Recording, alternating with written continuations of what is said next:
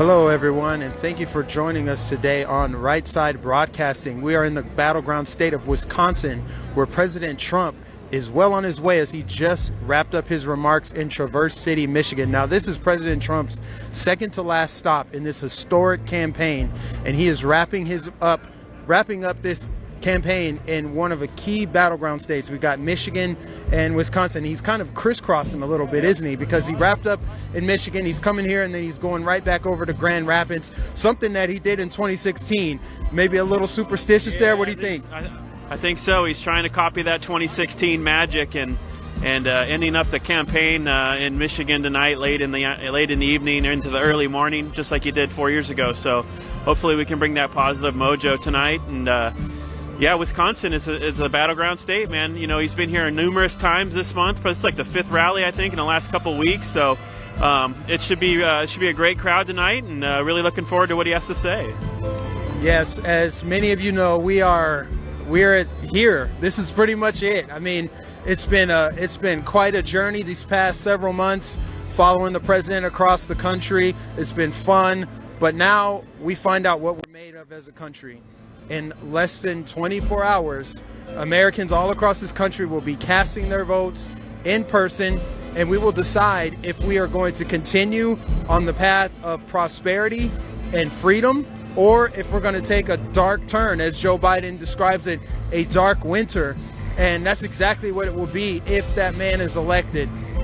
So words can't really express what's at stake here. The stakes are higher than ever before, and you just kind of feel a heightened sense of intensity as you're in some of these states. You know, as we've traveled around, it just felt like it was just getting more and more and more intense, and yet here we are. And I think we're just going to find out what this country is made of. But nonetheless, we got a nice crowd out here. We got a great show for you guys tonight. We're excited for President Trump. He should be here within the hour. I mean, easily. He's scheduled to deliver remarks at 7 p.m. Central, and he just had to cross over Lake Michigan, so it shouldn't be too long before he's here.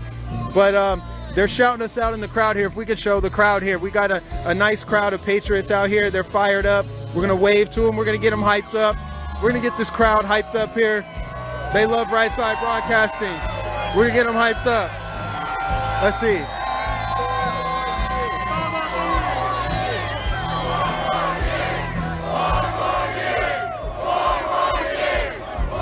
As you guys can see, the Wisconsin crowd here is hyped up.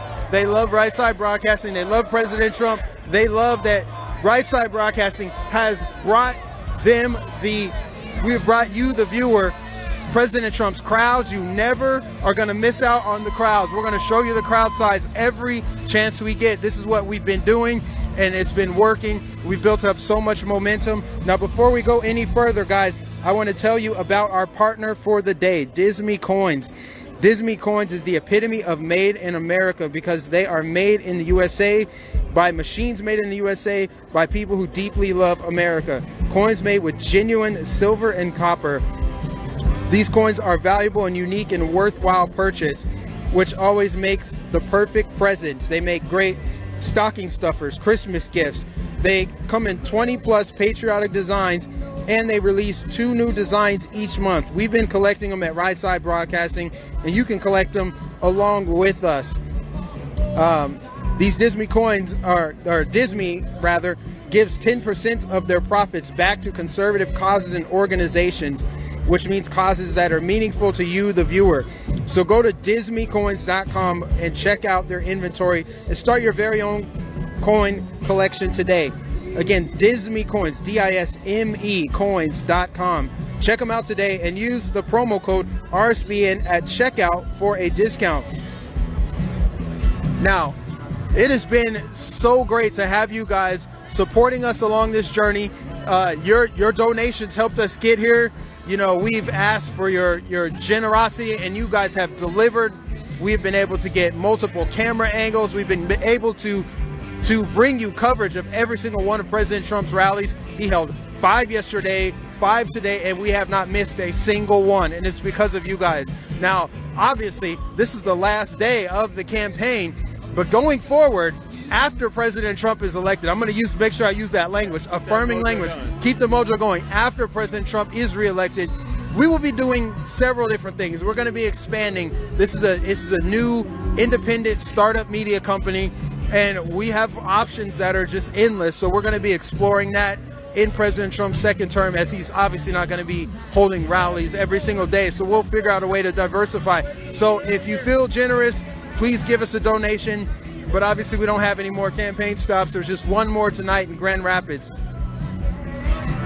Yeah, well, Wisconsin, I mean, this is going to be one of those states that we're all going to be looking at tomorrow night. And, you know, President Trump narrowly won it 4 years ago, but he won it for the first time in a long time as a Republican. And, you know, if you voted for him last time, and he's done everything he said he was going to do last time, so why wouldn't you vote for him again this time? So I see Wisconsin trending the same way as it did 4 years ago, maybe a little bit more in our favor. I've been up and down this state for the last 3 weeks, crisscrossing it, and there is massive support for Trump here. Don't believe the polls, don't believe the media. We are going to win this state tomorrow night. We're probably going to win it narrowly, but we're going to come through and we're going to pull it out. And I'm confident of that, you know. And that's just what I see. I'm not just saying that. That's what I see on the ground, and the enthusiasm is here, especially out in in the rural areas. We're going to get massive turnout out there. And that's what we need. We need turnout. If we get the turnout tomorrow, we'll get the victory. That's the bottom line. The early voting here looks pretty good. We're definitely ahead of pace of where we were 4 years ago, so that's a great sign. But we cannot get complacent. We can't take it for granted. We got to come out tomorrow like we're way behind, and we got to turn the tide and come out with the win tomorrow night. Yes, and I'm going to piggyback on that. It is so important that people get out there and vote. Take everybody you can, carpool, make it an event, go grab breakfast, lunch, dinner, do whatever you got to do, but get to those polls and let's get President Trump reelected. Looking at the polls, that I think of them as suppression polls that are designed to gaslight and discourage people from showing up to the poll, because they've been showing President Trump consistently down. Right, and people are taking that as gospel. At least on the left, they're taking it as gospel. Like, oh well, Joe Biden's for sure going to win because look at the polls. Well, how's that any different from sports betting? Like, oh, the Patriots, they're undefeated. Of course they're going to win this game, and then they get to the Super Bowl and they lose. It happens all the right? time. It happens all the time within the sports world. You can crunch all the numbers, you can use all the statistics you want, but there is no way to measure enthusiasm. There's no way to measure the number of people that show up. You can see the crowds. Actually, that is measurable. You can see the crowds. We show the crowds. I mean, the crowds in these swing states do not look like Joe Biden has the lead. It looks like a red state here, when you come to these crowds and you see these massive crowds. You'd think it was a predominantly red state. But, we learned our lesson from the polls 4 years ago. The polls are just meant to suppress you. They're meant to make you discouraged and to not go out and vote. President Trump says that all the time. Don't pay attention to the polls. I always say on Twitter, believe your eyes, not the polls, okay? Believe your eyes. What are you seeing out there? Is the enthusiasm on our side or is it not? It's obviously on our side. So, we got to get out and vote tomorrow. That's the bottom line. We can sit here and talk about polls. We can sit here and talk about what we want to do. But at the end of the day, it just comes down to voting, And if we vote, if we come out in the numbers that we have, we'll win. That's the bottom line. And like Mike said, you just got to get your friends, get your family, get people you know. If someone's on the fence, convince them. Do what you can to get them in there and get that vote through. President Trump, you believe it or not, President Trump has a lot of like a big base of people that he can draw to that he wasn't drawing to 4 years ago. There's a lot of new voters out there that we can pick up that are maybe just need to be pushed in that direction and just need to be convinced. Do what you can. Be proactive. Don't be sitting here tomorrow night at this time wishing you could have done more. Okay? We got to get out there. We got to get it done. Yeah, and President Trump has the people behind him. He has the people behind him. Joe Biden, on the other hand, he's got the mainstream media apparatus behind him. He's got Lady Gaga and The Rock telling you to go out and vote. He went to Pittsburgh today with Lady Gaga. He's got all these people, the media protecting him, propping him up, lying for him. They said there was a doctored video because they're trying to cover for Joe Biden's gaffes. Yeah. See, this is why I say they're gaslighting. They're convincing you that Joe Biden is sane and competent. The dude thought he was running for Senate. He mixed up his sister and his wife. He thinks he's running against George Bush. Who can deny this? This man is absolutely insane. Now, they keep saying our democracy is at stake. But the best they could come up with to save our democracy was a bumbling old fool who's almost 80 years old, been in politics for almost 50 years, lies, and does not know what planet he's on. They say, oh, there was a doctored video of Joe Biden addressing Minnesota when he was actually in Florida. This is a lie. They also said that he never said super predator. Yeah, he did. The thing is, he's on camera. Here's the thing about the media. This is what disgusts me the most about the media. Everything that they've accused President Trump of, Joe Biden is on camera guilty of it. With President Trump, they're like, oh, the New York Times uncovered an anonymous source, right? That's convenient. An anonymous source, anonymous source that won't go on record. Yeah. Oh, President Trump colluded with Ukraine and blah, blah, blah, quid pro quo. Meanwhile, it's Joe Biden on camera saying, son of a bitch, you got fired. That's actually on camera. Yeah. That's the quid pro quo right there. That's the quid pro quo right there. Or Donald Trump called the military losers and suckers. Yeah. But then there's no evidence of it. No one will go on record saying he did it. But you turn on TV, there's on camera, Joe Biden said, clap for that, you stupid bastards. Yeah, stupid bastards. Yeah. All these things that they've accused the president of, Joe Biden said the N-word. There's Joe Biden on camera saying it. But this is the thing. They're telling you incredibly racist things too. Yeah, you know? and only the only person that can get away with racism right now, actual racism, is Joe Biden. Yeah. Because that's how bad they hate President Trump. That's how bad they want Joe Biden to be elected. Is Joe Biden could literally say the N-word tonight, and the media would cover for this man. This is insanity. This is insanity. This is what we're dealing with. But nonetheless, President Trump will win because the American people aren't stupid. They're catching on. I've had conversations with family members going back to the polls. They say there is no shy Trump voters. They're shy Biden voters, if anything else. I've talked to people. I've had conversations with family members. I know people that are going to vote for President Trump. And again, those polls, they can't account for that. No.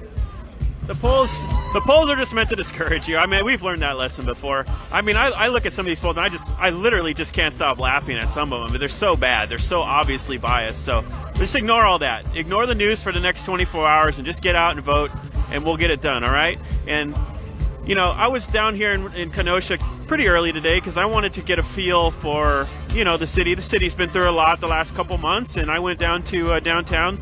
And, man, it is really, really sad.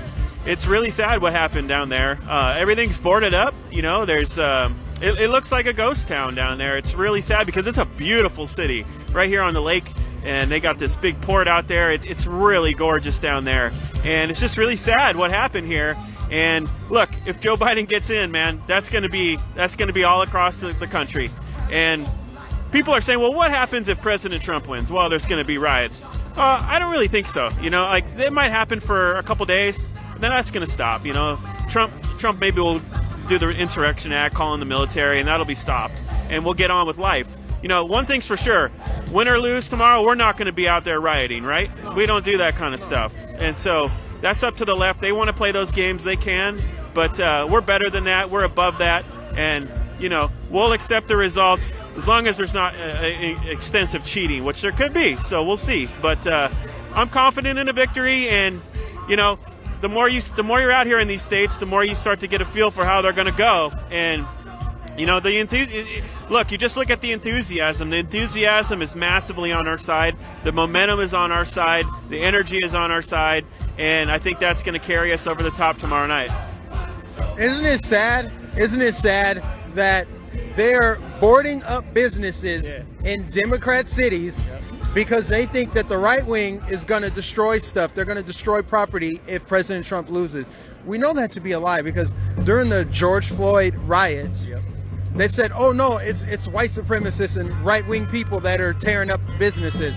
And I'm like, okay, if that's the case, then arrest those people. Oh, no, we don't need to arrest them. Well, that's because it wasn't the right wing doing it. Right? It wasn't. See, this is the thing. They're so dishonest. They get caught up. They get tripped up. They're sloppy. And why was Kamala offering to bail out Trump supporters out of jail, right? Right. Why she bailing out the right wing? Speaking of Kamala, that's what I'm calling her now. Kamala Harris actually released a propaganda video. I posted on my social media. It's terrible. If you guys want to check it out, go follow me, Mike Nificent 813. Yes, this is literal communist propaganda where she talks about equity. First of all, inequality does not mean inequity. Okay? Inequity means unfair. Okay? This whole thing of we're going to have an equitable world, an equitable society, means you're going to take from some and give to others. The government does not need to be taking an active role in shaping society, picking winners and losers. That's exactly what it means. And this is the big trick. This is the big communist trick, is we're going to have Medicare for all. Well, Medicare for all means health care for none. Because if we all have the same thing, it has to come from somewhere. And what it ends up happening, as people from Cambodia and Vietnam and Cuba understand, everyone is equally poor. In this video, and it's really weird that they always use like animation. It makes it seem like it's targeted at children, which of course it probably is, because only children who haven't paid taxes would actually buy into the communist lies of we're going to have a utopian society. Now on paper, it sounds amazing, right? Who doesn't want to see everybody have their own house and have oceanfront property and a new car? But the truth of the matter is, the world doesn't work that way. Everybody has different abilities, different skills, different God-given talents, and people make different decisions. And that's where freedom comes into play. You're free to choose, and your decisions will ultimately determine how far you go in life. Because if we're going to have equality, I want to be like LeBron James's height, and I want his salary, right? If we're going to have equity, according to them, that's what they're saying. Yeah. But this is what they're pushing, and they're not ashamed to tell you that they want to create a communist utopia in the United States of America. It will never happen. And I love that President Trump affirms, he's like, America will never be a socialist country. Because it really starts with socialism, right? Socialism is by vote. Yeah, it's like communism is by force. Yeah. Right? It's, you know, look, this election is much different than the last one, even though we have our same candidate. Socialism was, they were trying to hide socialism. Now they're just like, here it is. This is what we want. They picked the most liberal senator as his running mate, and then they got all these people like AOC and all these socialists that are going to be running his policies. Like, this is crazy. Like, if that's what the Democrat Party as a whole wanted, why didn't they vote for Bernie Sanders? You know, they rejected that. You know, they gave it to Joe because they felt like maybe he could be the more moderate choice. But you know, everybody knows that's not what's going to happen. Joe's he's a placeholder. He's a puppet. He's just a name. He's just a name to get into the White House. And once he gets in the White House, off comes the mask, and in comes all the stuff that we don't want in this country. And I think that you're going to see a lot of Democrats tomorrow voting for President Trump. You're going to see a lot of independents tomorrow voting for President Trump. You're going to see a lot of first-time voters. You're going to see a lot of people that haven't voted in a long time that are going to vote tomorrow for President Trump. Yep. And that's all because we want to keep what we have. We love this country because of what we have, what it was built on, what it was founded on. We don't want to throw that all away. We don't want to give that away just because a small group of people on the left think that they know better. Like, you know, this country's been around for a long time, and it's been very successful. Sure, we've had you know, bad moments in our past, but you learn from that. You don't erase history, you learn from it. So, you know, I think at the end of the day, tomorrow night, we're going to get all those kind of new voters. We're going to get all those possibly former Democrats or even current Democrats that are just going to come over this time because they see what's going on. So, so I think socialism is going to get rejected pretty hard tomorrow night. Yeah, and they're using this virus, this pandemic, to try to usher this in.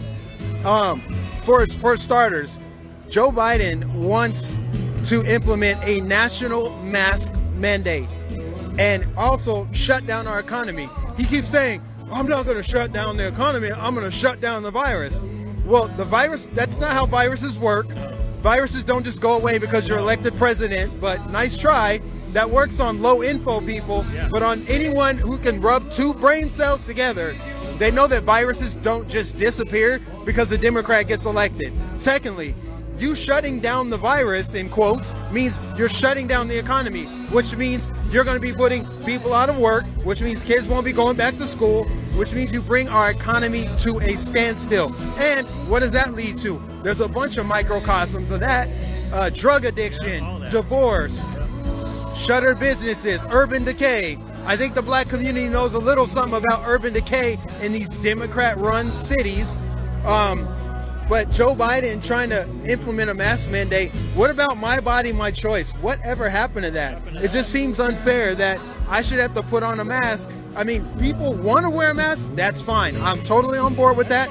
I'm totally on board with a vaccine, so long as that vaccine is optional, just like we have a flu vaccine. Right. But here's the thing, we got to get back to normal. People are tired of the COVID shutdowns. They're tired of the fear mongering and the fear porn. All they show you on the news is, look how many people died today. How about all the people that beat the virus? Can we talk about the people who've recovered? Is that not important? I think that's a pretty important number, considering it's an astronomically larger number than the people who died. But see, they're using it, weaponizing it to steal freedom, to steal liberty, to keep people locked down, keep their businesses shuttered, and to expand the government footprint. Yep. So when you talk to an average Joe Biden voter, Fox News, I believe, did an interview. They went to one of Biden's rallies and they talked to some of his voters and they asked them, what is the biggest thing that you're concerned about going into this election? They said, I'm concerned about COVID. I'm concerned about COVID. You ask the average Trump supporter or conservative, what is your biggest concern going into the election? They're like, loss of freedom and liberty. Lockdowns. You know what I'm saying? Who's the bigger, what's the word I'm looking for? Who's the bigger, paranoid person? Is it somebody who's afraid of germs in the air, or someone who is afraid of a tyrannical government, as if we haven't seen that before? The fact of the matter is, we have to move on. Yes. We cannot live in fear. We can't just stay locked down from this virus. We're going to wear masks until when? I need an expiration date. You can't just say, we're going to wear a mask and we're going to lock down. Okay, and then what? The virus is still going to be there. It's not going to go away. You're not going to cure cancer, Joe Biden, if we elect you. That's not how curing cancer works. But thanks for playing. And you must know your audience, or you don't know your audience, because the average person is catching on. They're not buying into it. Well, first of all, I got a lot of things to say about this. First of all, if Joe Biden knew how to shut down the virus, why hasn't he told President Trump to save American lives? He doesn't know. It's just him talking out of his you-know-what. So if he knew how to shut down the virus, it'd be pretty selfish of him to sit here for the last 10 months and not tell the president. Okay, first of all. Second of all, if masks were super effective, why are the cases going up? Well, it's because we're testing more. But the virus is going to spread whether you have a mask on or not. It's just going to. Okay, you take the mask off, you touch something else, put the mask back on. Who knows what you got now? So look, the mask is just it's a fear tactic. It's a control tactic. We all know that. But look, if you want to wear a mask, that's great. Wear a mask. If you don't, that's your choice. Okay? But you shouldn't be locked in your house. You shouldn't be locked out of your school. You shouldn't be locked out of your work. You shouldn't be locked out of your gym, your pools, whatever. I mean, we got to get back to living. And this virus, I think it's run its course as far as political effectiveness. They've tried to weaponize it, but like Mike was just saying, I think the American people are wise to it at this point. I think we've understood. I think we've understood what the ramifications are, who it affects. If you're old and you have any kind of a condition, a health condition, you need to be very, very proactive and precautionary. But if you're just a normal person that lives a healthy life, you got to go on living your lives. We got to go on living our lives. Look, regardless of who wins tomorrow night, the virus will take a backseat starting on Wednesday. Okay, it's just going to. Yeah, tomorrow we slow the spread of COVID. It's magical how that goes away. Now, guys, for those of you just tuning in, I want to tell you about our partner for the day, Disney Coins. Disney Coins is the epitome of made in America, because it is made in the USA, by machines made in the USA, by people made in the USA. Coins made with genuine silver and copper. These coins are valuable and a unique, worthwhile purchase, which means they make perfect presents. They come in 20 plus patriotic designs, and 2 new designs come out each month. With RSB collecting these coins, you can collect them right alongside of us. I was on their website today. I love the Trump on Mount Rushmore coin. There's one with Melania Trump. There's one with Back the Blue. And they come out with 2 new coins each month, and they give 10% of their profits back to conservative causes. Support this American company. Be America first and support Disney Coins. Go to disneycoins.com and check out their inventory. Start your own collection today. That's Disney, D-I-S-M-E, coins.com. And if you use RSBN at checkout, you will receive a discount. So again, go to disneycoins.com. That is D-I-S-M-E coins.com. Now, Clint, we are just moments away from President Trump's arrival here in Kenosha, Wisconsin. I do want to get to a few more topics here because there's just so much going on in our crazy world. Let's talk about Mad Maxine Waters. Oh my gosh, I'm gonna try to keep myself calm here. I could go. Maxine Waters. This breaks my heart. Maxine Waters, the woman who's been in politics for 30 years, running the 43rd Congressional District of California into the ground, that is. This woman said that she will never forgive the black men who support President Trump, and she pretty much wants to shame us into compliance. Like, get out there and vote for Joe Biden. You're out of line, and I'm going to shame you on television. I'm getting poverty pimp vibes from her because the people in her district are struggling. She doesn't even live in her district. No. Maxine Waters is a certified poverty pimp, and she is the poster child for term limits. Just give me some thoughts on Mad Max. Oh, gosh. I mean, you're putting me in a bad spot here. We're not fans, obviously, but he said it right. Joe Collins is the guy down there in 43. If we could get him in there, gosh, that would be amazing. But Maxine Waters, I mean, you want to talk about a career politician? Jeez, I mean, she lives like in a $5 million mansion, not even in her district, which is incredible. And then you go down to her district, there's homeless people everywhere, there's poverty everywhere, there's crime everywhere. So she's just a typical politician, and she's trying to keep her gig. That's all she's doing.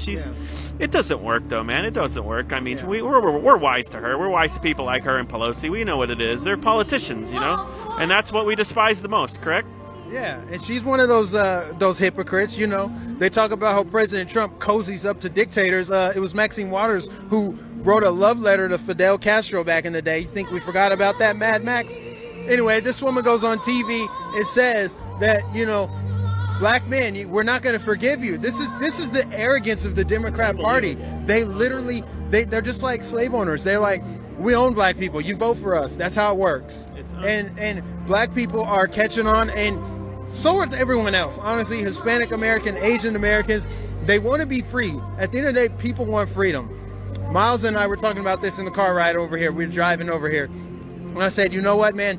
If you could ask somebody to make the world in their image, would government be involved? No. If someone could make the world in their image, they would probably say, I want everybody to have everything they want and the freedom to choose and live their lives to their ability. Nobody would say, I think we should have an entity called government where a handful of people organize society and collect tax dollars from us. It's like, no, people want to be free. But that's the thing, is there's two kind of people in this world. People who want to be left alone and people who won't leave them alone. Yep. And the Democrats just won't leave us alone.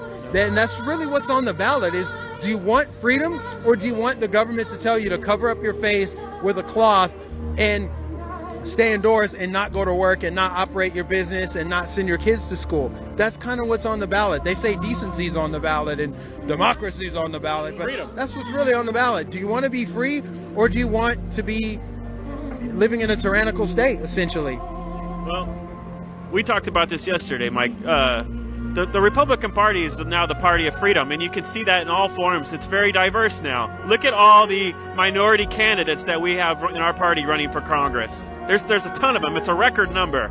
So that tells you that people are waking up. Trump tomorrow night, there's a few things I'm very confident of tomorrow night. The black vote for Trump will be way up. The Hispanic vote for Trump will be way up. The woman vote for Trump will be way up. The LGBTQ vote for Trump will be way up. Oh, like we talked about, the Amish for Trump, the evangelicals, the Jewish vote. That's all going to be up, and that's because the Republican Party that President Trump has transformed into this big, massive, just loving, free society, free party. We're the free party. So we got people from all forms coming in that want to be a part of it, and it's great to see. And you know what? The Democrats, man, they don't get it, man. They just don't get it. And they think that what they did 4 years ago, they could just do it again, right? 4 years later, and it's just all of a sudden going to change. The country's not like that. We voted against them and their policies for a reason 4 years ago. We didn't want any more. We didn't want a politician in the White House. We wanted someone that could get things done. We wanted a businessman who would protect our freedoms, protect our Second Amendment, protect our free speech, protect all that stuff. And you're going to see that in overwhelming fashion tomorrow night from Democrats, Republicans, Independents, Blacks, Hispanics. Everyone is going to be coming on our side tomorrow night. Yeah, and I really hope that people are not buying into the polls. Something comes to mind as it relates to polls. I remember the 2018 midterm polls in Florida had Ron DeSantis losing to Andrew Gillum by 12 points. Yeah, Andrew Gillum was big in the polls. They also had our then governor, but now Senator Rick Scott, losing to I forgot the guy's name. Bill Nelson. They had him losing to Bill Nelson, and obviously that didn't work out too well. And I think these pollsters, they're gonna the pollsters need to learn the code, or they probably should pick a different line of work because they've been wrong before. And if you look at the crowds, if you just use the eye test, they're going to be wrong again. Like, look at this crowd here. This is a frosty night in Kenosha, Wisconsin, and the crowd is massive. The crowds have just been so big in all these key swing states. Joe Biden gets like 12 circles, and most of the people that show up and sit in those circles are media. The dude, he's yelling, and he's yelling at cars, and it's like he's incoherent. I find it hard to believe that people are actually enthusiastic about voting for this guy. They're not. That's the thing. They're not enthusiastic about voting for him. They just don't like Trump. That's all it is. That's nothing to do with Joe Biden. Look, if the polls are even close to accurate, Trump's still going to win because look, remember 4 years ago they said that Hillary had like a 93% chance or something crazy like that, and I didn't believe that. I didn't even believe that for a second. I thought there was a good chance President Trump could win. And it was because of one reason, because of the crowds, the rally sizes, the enthusiasm. It's the same thing, but it's bigger this time around. 4 years later, this is much bigger than it was 4 years ago. So speaking of the governor race in Florida, okay, this is why elections are so important, okay? You have to get out and vote. Look, pretend Andrew Gillum would have won that governor race. What would Florida be looking like right now? Number one, with the lockdowns, the coronavirus. Number two, with the cheating that would have gone down in Miami-Dade. We all know that would have happened tomorrow night. So we saved Florida by voting in Ron DeSantis. You can say the same thing about Georgia. We saved Georgia, which is a pretty close state, but I think we'll win because we got Brian Kemp in there instead of Stacey Abrams. So don't just vote for President Trump tomorrow night. If your governor is on the ballot tomorrow night, vote him in or vote her in. If your congressmen are on the ballot, vote them in. If your senators are on the ballot, vote them in. We have to stay in charge of these big we have to stay in power, okay? Because the more the Democrats get power, man, the worse it gets for the country. Yes. Vote. I'm just gonna say it. Vote Republican down ballot. Don't even think twice. Vote straight Republican. Even if you don't like the person, you gotta vote for them. Okay? I'm saying vote straight Republican down ballot because the left is categorically insane. They're literally putting out communist propaganda in the 11th hour. Like, hey, please vote for us. They got Lady Gaga out there putting out cringe videos, going to Pittsburgh. They got celebrities begging you to vote for Joe Biden. You know what I'm saying? It's really embarrassing. It's embarrassing. It's sad. And none of their ideas involve freedom. They all involve force. And people are tired of it. Today I said, look, if there's no other reason to vote, it's to vote to get the celebrities that say they're going to leave if Trump wins, get them out of the country. So if we could just do that, that'd be great. Right, and the thing is, like you said, elections have consequences, and at the very least, if we can get a Republican-controlled House, then we can actually hold big tech accountable by way of repealing Section 230. And we won't have any more of this nonsense impeachment stuff. We won't have any more of this obstruction. So we got to have the House back. We got to keep the Senate, and obviously we have to get Trump back in there. Yeah, when Democrats took over the House in 2018, they lost their minds. They overplayed their hands. It was a circus. They wasted our time with the impeachment. They wasted our time with Brett Kavanaugh. They just went insane. Horrible. They were like kids in a candy shop. They just ate everything in sight, and it at the country's expense. They made us all suffer, and enough is enough. I want to see a lot of change, and it starts with tomorrow. Tomorrow we're going to find out what this country is made of. We really are. Now, I want to make sure that I'm paying attention to the chat. I mean, this is our last night here, and at least for now, President Trump will get reelected. But I want to make sure that I'm interacting with the chat here. Unfortunately, we don't have Wi-Fi, so that may not be a possibility. I'm working on it here. But here we go. It actually is going to pull up here. We got 87,000 watching, which is impressive. Thank you for tuning in. We love that you support us on Right Side Broadcasting. Please, please, please give us a thumbs up, as this is President Trump's second to last rally of his entire campaign. We want to make sure we get as many eyeballs on it as possible. So if you wouldn't mind, please share this right now. Get it on social media, get it on Twitter, get it on Facebook, share it, send it as a text message, send it as an email. Do whatever you can to get it in front of some eyeballs so they can hear from the horse's mouth. They can hear President Trump's speech start to finish with no spin, no interruption, none of that. It is so important. It's so crucial. Also, subscribe to Right Side Broadcasting. Get behind this independent media movement. We tell the truth. The mainstream media is just going to tell you the narrative. So support. That's so distracting. Are we showing that?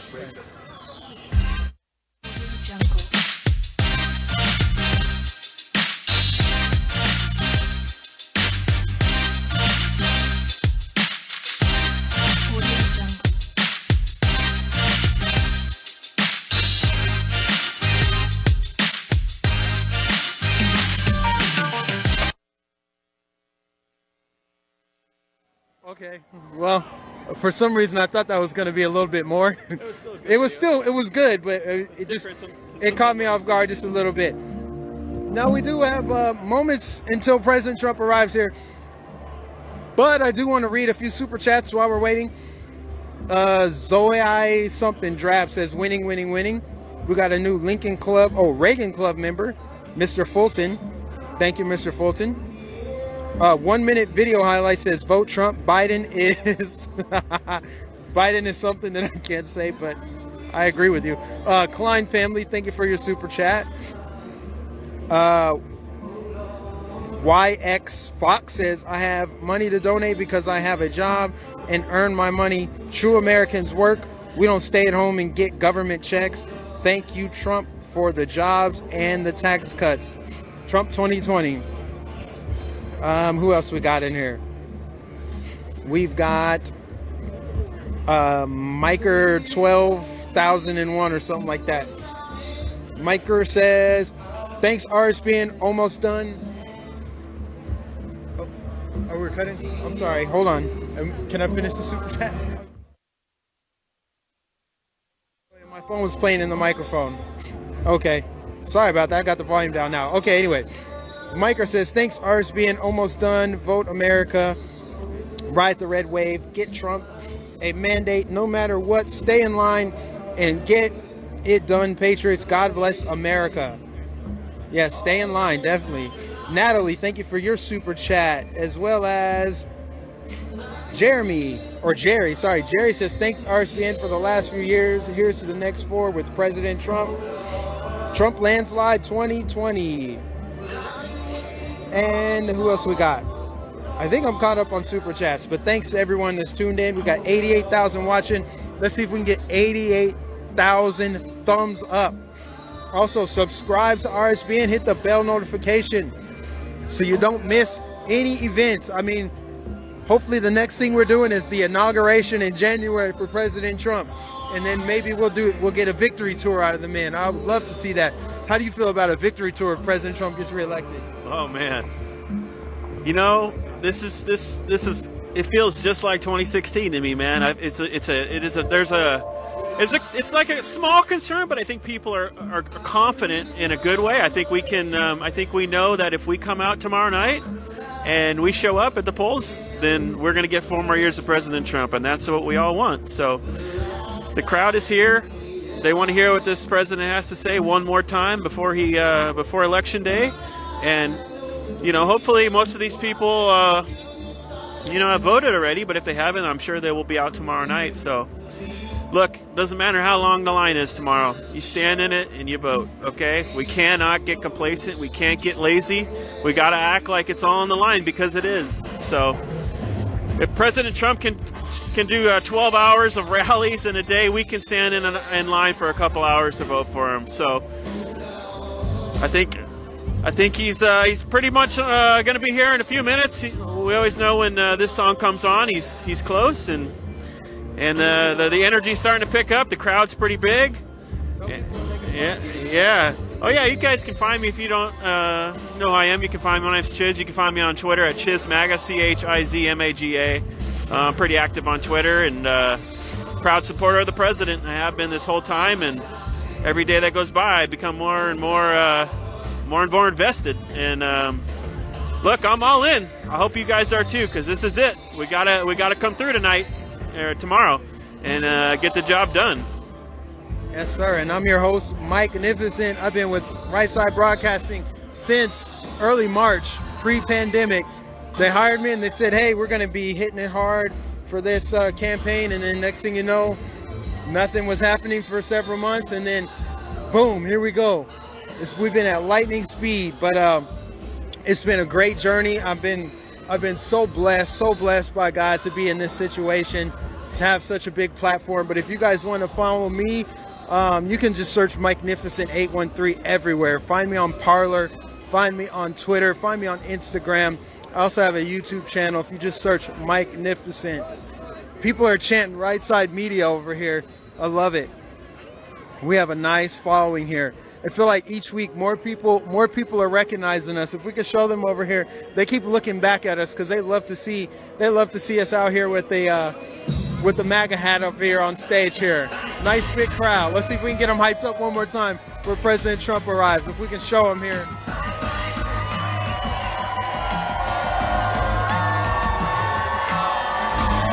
Maybe we get a 4 more years chant. Let's get a 4 more years chant. 4 more years.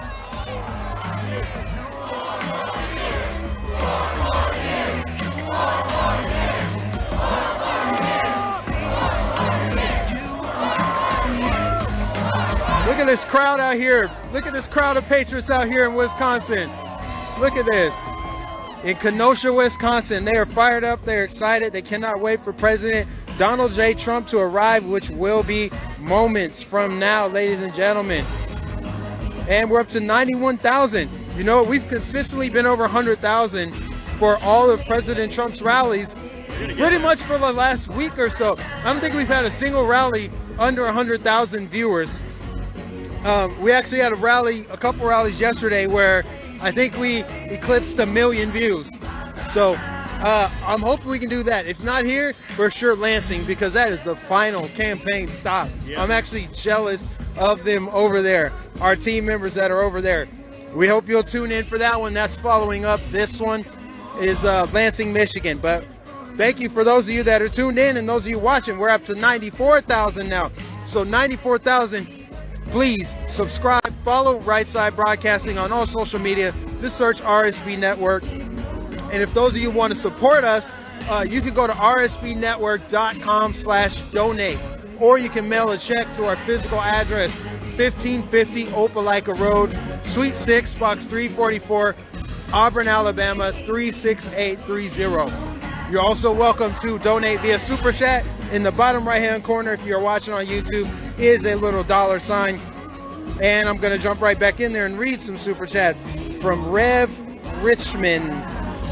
Rev Richmond says, Washington State people, write in Josh Freed, Republican, for Lieutenant Governor rather than the two Dems listed. Much love from RSBN Mod and Pastor T. Richmond from TA3C. Thank you, sir, for your Super Chat.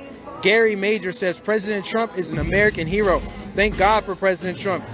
Keep up the good work, RSBN. Zuri, thank you for your Super Chat. Guinea T says, love Trump. Trump 2020, live free or die trying. Lord bless, protect Trump. Italiana Espanola for Trump freedom. Diane, thank you for your Super Chat. And let's see, TP77 says, we love Right Side in GA, Trump 2020. I think I missed another one. Hold on. I'm trying to scroll around here. My hands are starting to get a little numb. Just a tad bit. We got the hand warmers out here. Let me see here. Oh, thank you. Thank you. Hand me a hand warmer here. Red Fire says, we need a Trump dynasty. As well as, do we have another one? See, they don't, when I scroll over, they don't always show up there. Tina Ryder says, Trump 2020 right side news rocks. Thank you. God bless you. Thanks to everybody that's tuned in. We're just moments away from President Trump's arrival in Kenosha, Wisconsin, wrapping up a historical campaign. This man works so hard.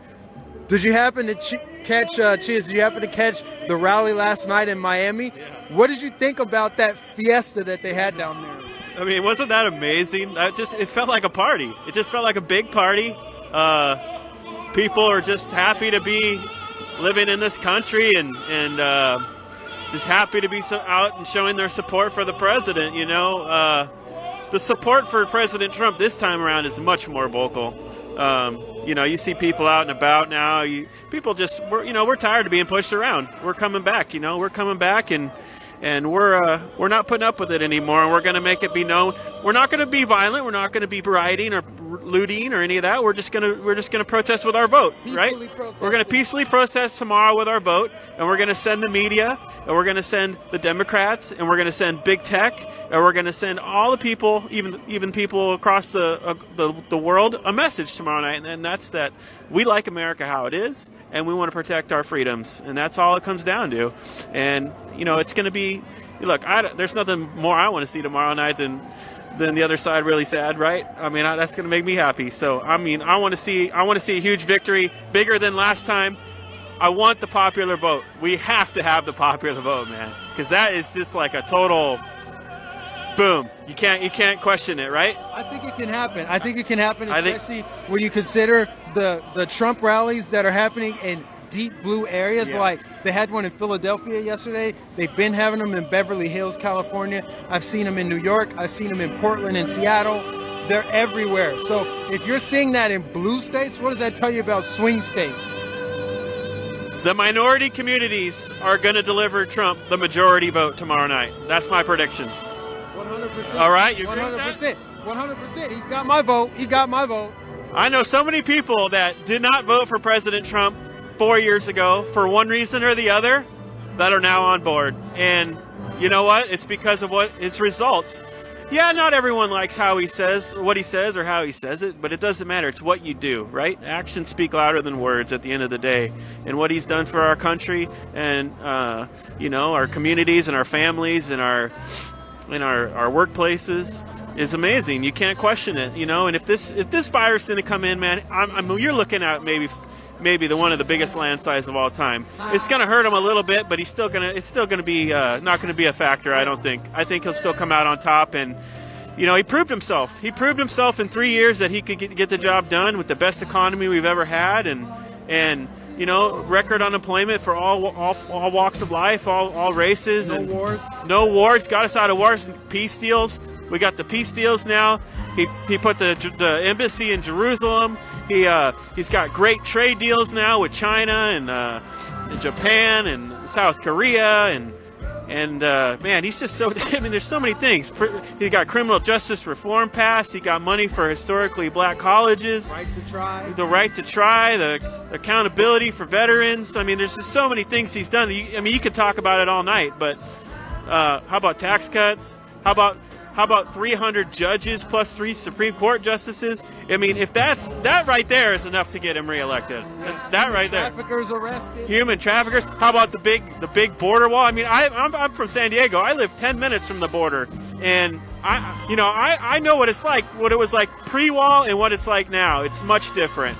So we got that big beautiful wall, and we got the Border Patrol, and how about what he thinks about the law enforcement. We got to protect them. So everything that President Trump has done is to come through for the American people. I mean, look, President Trump didn't need this. He had a great life. He was like a billionaire who just golf. He wanted to golf, in his golden years. But instead, he gave all that up. His family has been put through the mud. Their name has been slandered. They've been just totally smeared by the media. And look, he's here doing 12 hours of rallies just so he can go fight that again for another 4 years for us. So the least we can do is stand in line for a couple hours tomorrow to vote for him and make sure he gets reelected. Absolutely. Now, I see we're officially over 100,000 for this stream. Right. I knew we could do it. I knew we could get there. Let's get more. Now, for those of you that just tuned in, I have to tell you about our partner for the day, Disney Coins. Disney is the epitome of made in America because they are made in the USA by machines made in America by people who deeply love America. These coins are made with genuine silver and copper, and the coins are valuable and unique, worthwhile purchase. They make great Christmas gifts, great stocking stuffers, great birthday gifts, and they come out with 20 plus new patriotic designs each month. We at Right Side Broadcasting are collecting these coins, and you can collect them too. On top of that, Disney gives 10% of their profits back to conservative causes, which means causes that are important to you.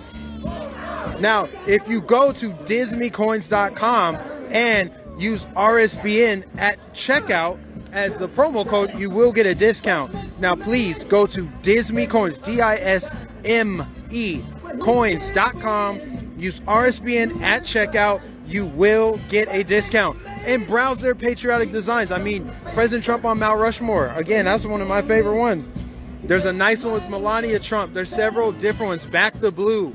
There's all kinds of different patriotic coins. You can get them in silver or you can get them in copper. DisneyCoins.com. Got James Brown playing over here in the background. This is a new song. I don't remember hearing this at one of the rallies. I've got with all of the rallies that I've been to, I've got all the songs memorized. Some of them are stuck in my head sometimes. Gloria. What's your favorite song that he played? Honestly, I like the Elton John ones. Yeah. Rocket Man, that's always been one of my favorite ones. Yeah. And then some of the newer ones.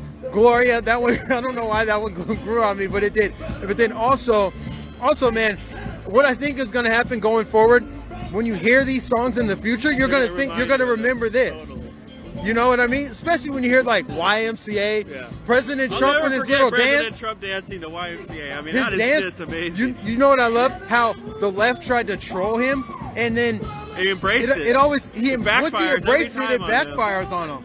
Just You know- like everything they do, it backfires. All And- those TikTok videos they were doing to try to make fun of him, and Yeah. he was just like, no, you guys are just making him look cool. Yeah. You know? He's like the old grandpa that just dances and he's just having Yeah. a good time, you know? Yeah.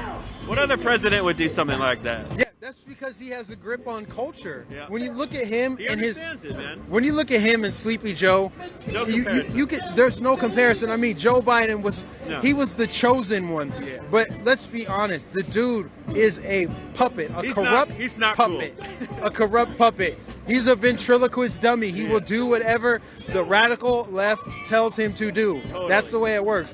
And the thing is, they had like 40 people running for president on the Democrat side when they said our democracy is at stake, and all they could pick was the oldest, weakest, like guy with no backbone. They picked him. They could have picked Tulsi Gabbard. They could have picked Andrew Yang. Hell, they could have picked Bernie Sanders. They could have picked anybody with a grassroots, real following. Somebody that was at least genuine, maybe more likable. I didn't like Tulsi Gabbard's policies, but at least she was likable. At least she was authentic and real. Joe Biden is a fraud. I mean, come on. You mean to tell me of all those candidates running, that was the guy y'all picked to beat President Trump? Come on, tell man. the audience what your mom, Come what on, your man. what your mom told you today.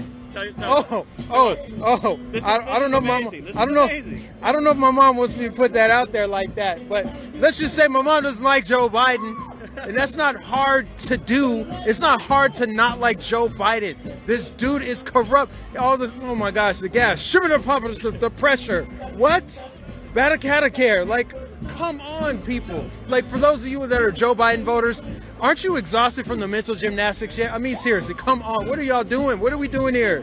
What are we doing here? It's not about Joe Biden. They just hate Trump. That's It's just all like you have. They don't even know why. It's Trump derangement syndrome and mental culture, gymnastics, dude. Like, come on, the dude. They switched on me. My sister, my wife. Like, what?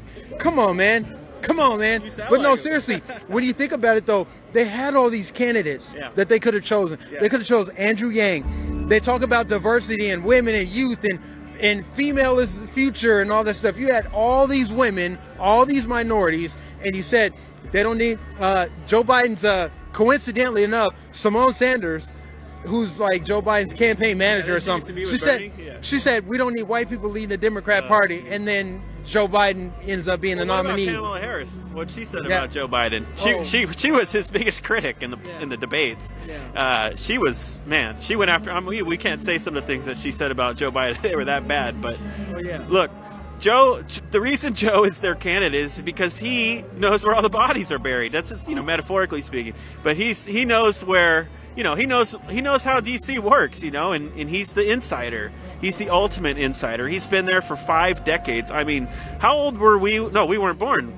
No, we weren't born when Joe got into politics. When he started ripping off America. Yeah, I mean, look, this is not even a comparison. It's really a Trump versus a not Trump. It has nothing to do with Biden. So the suburbs are far more diverse than the cities, but they're being. Yeah, Mark.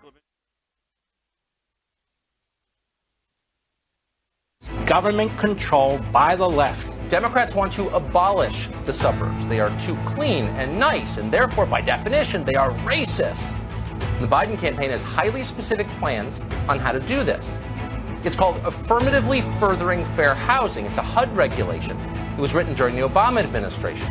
Biden's advisors plan to enforce it. Towns will be ordered to abolish zoning for single-family housing because single-family homes, needless to say, are racist. Low-income, federally subsidized apartments will go up in the suburbs. We'll also build 1.5 million new energy-efficient homes and public housing units. Thankfully, Trump repealed this rule back in July. Put forward by Senator Cory Booker to push low-income housing developments into the suburbs. This would be a federal takeover of local zoning laws, in essence. And Biden? He fully supports it. The prior administration piled up more than 600 major new regulations, a cruel and punishing regulatory burden that cost the average American an additional $2,300 per year. Think of that. The average American, $2,300 regulation, hitting low-income Americans by far the hardest. Our historic regulatory relief is providing the average American household an extra $3,100 every single year. I've had the luxury of enjoying the benefit of the tax cuts. The tax cuts allowed me to grow my businesses. I believe that if you take into account the Trump tax cut, you take into account the drop in unemployment, and particularly unemployment for African Americans, the lowest it's ever been in history. How's the economy right now? We're loving it. Kennedy credits the Trump tax cuts and deregulation for her company's growth. It's the first time in 10 years that it's booming again. The tax cuts that were imposed did wonders for the middle class. I will cut taxes even further for hardworking moms and dads. I will not raise taxes. I will cut them. First thing I do is going to repeal this Trump tax cut.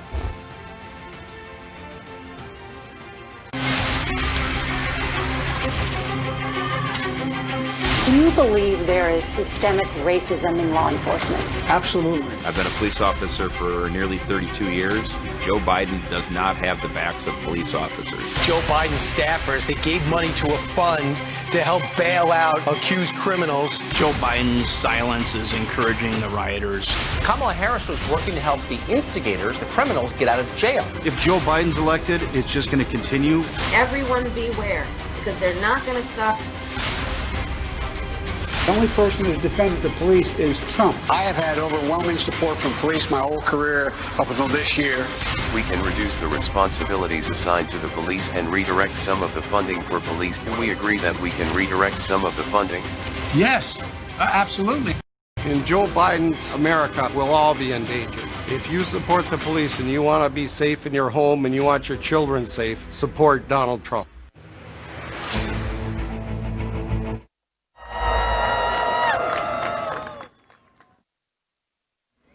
I love that they got these new little videos that they've implemented, bringing this stuff in. Made it a lot more interactive to have these little videos. Oh, we got YMCA playing a little prematurely. We usually have that when President Trump leaves, you know what I'm saying? But it's all good.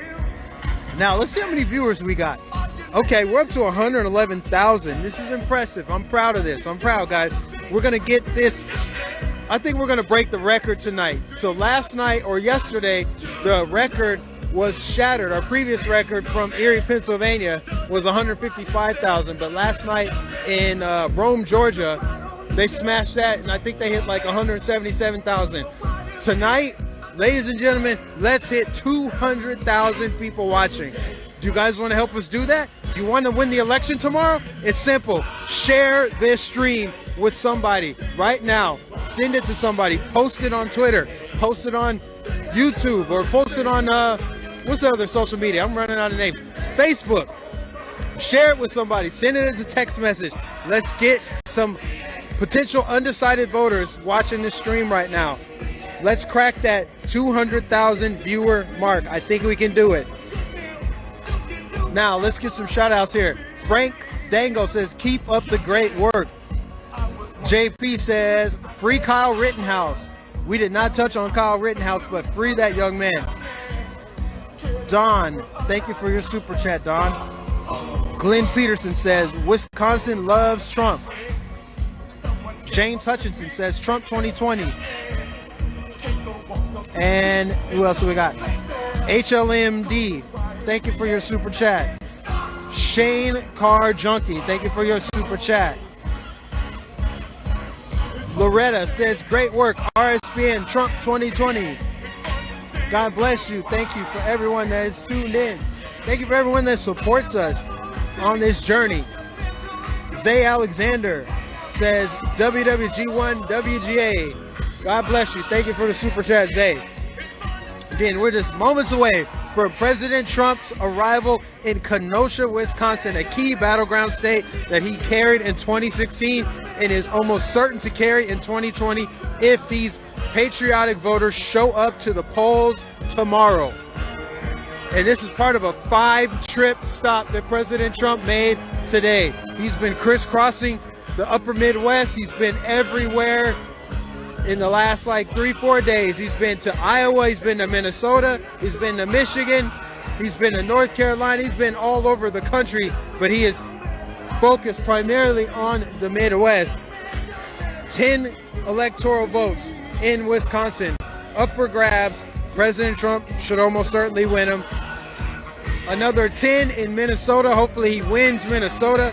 As somebody who lived in Minnesota for 5 years, good Lord, that state needs some change. I love Minnesota. I love the Twin Cities. Come on, Minnesota, we can do it. Come on, Minnesota. I know I got Minnesotans watching me. Come on, Wisconsin, we can do it. Minnesotans love me. I know I got some Minnesotans that reached out to me, and they said, dang, Mike, I didn't know that you supported the president. I didn't know that you were a conservative. They found all this stuff. Oh, here we go. I'm 40 now because I think it is a positive thing to do. And I do not pretend to be an expert on international trade matters.